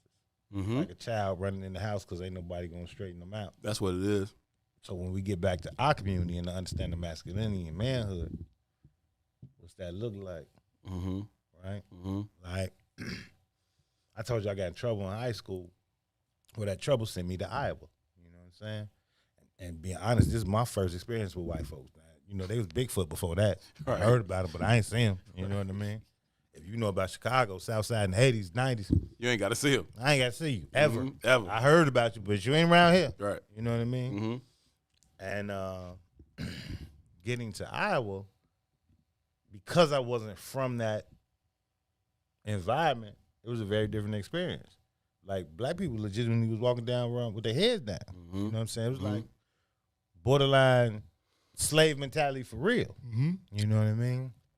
And their fear of white folks, whether they openly admitted it or not, I could just feel the energy, you know? Right. But when I was in Iowa, they also burned crosses in a couple cash yards. Like, I wasn't used to that either. No, that's different too. You understand what I'm saying? I think I told you about the fight I got in Iowa at one point. With the 50 grown dudes? It was like 80 of them. Of something we ain't had nothing to do with. But just think about this. The one young white boy who was offended by behavior he thought we had, all he did was walk down the street and yell out, "These niggas." And the cavalry came. Right. Ain't like he had to call his personal one. He ain't call his friend. We all the personal one. We all on the same accord. Exactly. You know what I mean? Exactly. We all on the same accord. So there's kind of this interesting We don't move like that. maneuver playing out of my own mind. Yeah. Where it's like, one, I didn't come to this environment afraid of y'all. Right.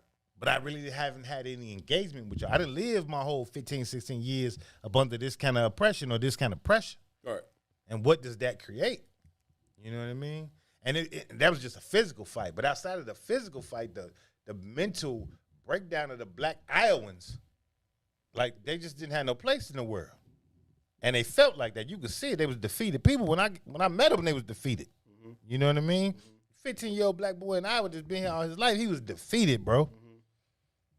Yeah. He's defeated already. Yeah, for sure. So, you know, when you moving through the world like that at 15, and it's already like, ain't no hope. You know what I mean? I ain't gonna make it. I ain't gonna be. After a while, you start to believe that. And you start to live according to that message that you telling yourself. Same thing that happens on O Block. You know what I mean? It wasn't as pervasive when I was a shorty in Chicago, when it was still Parkway. You know what I mean? And I don't know why. Well, let me not even say I don't know why. Even the fact that I got a relationship with Parkway is why. Right? I hooped in Parkway every year of my life every weekend of my life from the time I was 6 years old to the time I was like 25. I wasn't from Parkway. The vast majority of the cats that was hooping in that gym with me wasn't from Parkway, except for the hoopers from Parkway. But it created relationships and networks that extended beyond Parkway. Oh, yeah. Exposure to things beyond Parkway. Yeah. Right? Yeah. That gym over there is one. It's closed. Been closed for the last. It closed when I was 25. You know what I mean? Which is why I stopped going. But who's maneuvering through there in that way now? Who's creating those relationships? Yeah. Those are important bonds, man. Who's creating that level of exposure? Who's creating a pathway to something better? Right? Is there an opportunity to go somewhere further? And truth be told, get beyond Parkway. Go to Bronzeville, where the houses is $1 million now. Them kids got the same. I don't even want to say them.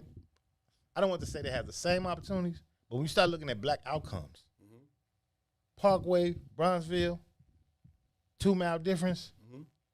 The end goal ain't really all that different, G. Y'all think it is, but y'all pretty much landing in the same spaces. Yeah, but it's interesting where we can find peace, right? So you talk about, the gym or different sporting events. You find peace there, right? And so for me, where we always hooped at was at Hayes. We hooped at Hayes on 63rd Ralph Lakefront. That was where we used to hoop. Everybody from over there hooped over there. You hooped either there or you hooped at the Cage. The Cage is in like the middle of Jackson Park, right off like 66 and Stony. Those are the 2 places you hooped. No matter where you was from over there, that's where you hooped. Now, mind you, we can be at Hayes all day long, hooping, sun up to well past sundown, hooping. We might be on the same team, or at least we on the same court, and everybody's just hooping. And it's cool. The minute we walk back up the lakefront and hit our respective designated areas in the neighborhood, it's war again, fam. It makes no sense. But that was the reality of it. So it didn't matter if you came to Hayes from 75th and you was one of the Stones, or you came from this side of Jeffrey and you was one of the BDs, or this side of Jeffrey, you was one of the folks, or one of the foes. Everybody can come to Hayes and hoop. And up here, it's not finna go down. It might be a little basketball talk or a little fight might kick off, but this street thing ain't here. But the same people you moving with all day, you at their head as soon as we get back. See, it wasn't like that around my house. Folks hooped the Abbott, the Moles hooped the Thule. Just what it was. You know what I'm saying? It was a mixture there. But what also happened out of that was a place that you can find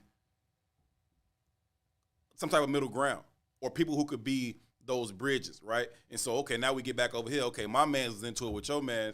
Me and you hoop every day though, fam. You know what I'm saying? Like we finna do this. Like, cause I'm walking with him and you walking with him, and me and you hoop every single day, dog. Like, let's find a way to dead this thing. Furthermore, I live right here, you live right there. Like, you know what I'm saying? Like, it's ignorant. The battles is ignorant in the first place. Stupid.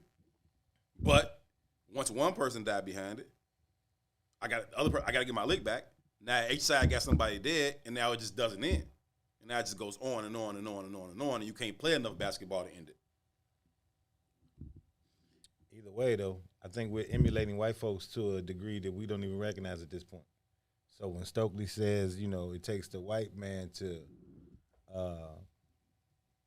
create a level of understanding his own savagery, right, to cultivate some level of humanity in himself, I think we're at that space in a lot of ways. You know, how do we get back to humanity within our own community? How do we get to empathy with amongst our own people? And it kind of plays out in the same way for me in regards to like the spit conversation. Them little sisters with them, not little sisters, but them sisters with them. I can't believe y'all called them linebackers. No, you did call them linebackers. And you got King Salim to call them linebackers. I should have said linebackers. No, it's just out there now. I should have. Hey, so it was like fullbacks. It was more fullbacks than linebackers. So, my grandma, by the time I was starting to get a little older, my grandma was big lady, right? She had these huge, like, shoulders, right? Like, huge shoulders, right? So, the dude who was probably closest to a father figure to me my whole life, when he would come around, see my grandma, as soon as he walk in the door, right? This is how you walk in the crib when you see my grandma. Blue 32! Green 18! Say, hut, hut, hut. He would call my grandma a linebacker all the time, dog. All the time, G. Like every time he even do with him in fight. If he talk about my grandma like that. If he just knew she was over there, like soon as he hit the door, he ain't even seen her yet. Green 18, blue 30, hut. Where she at? Where she at?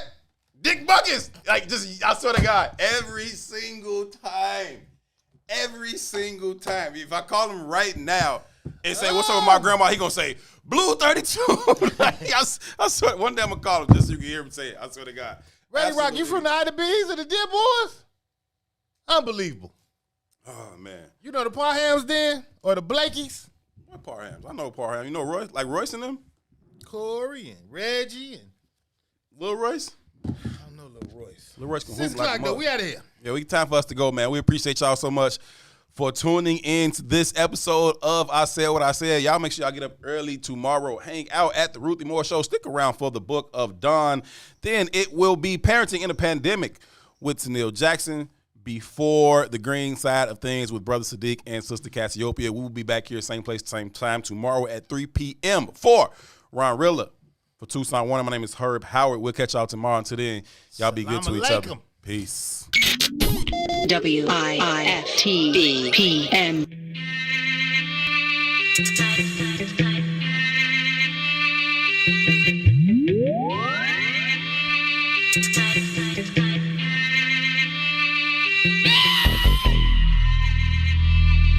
Eastside.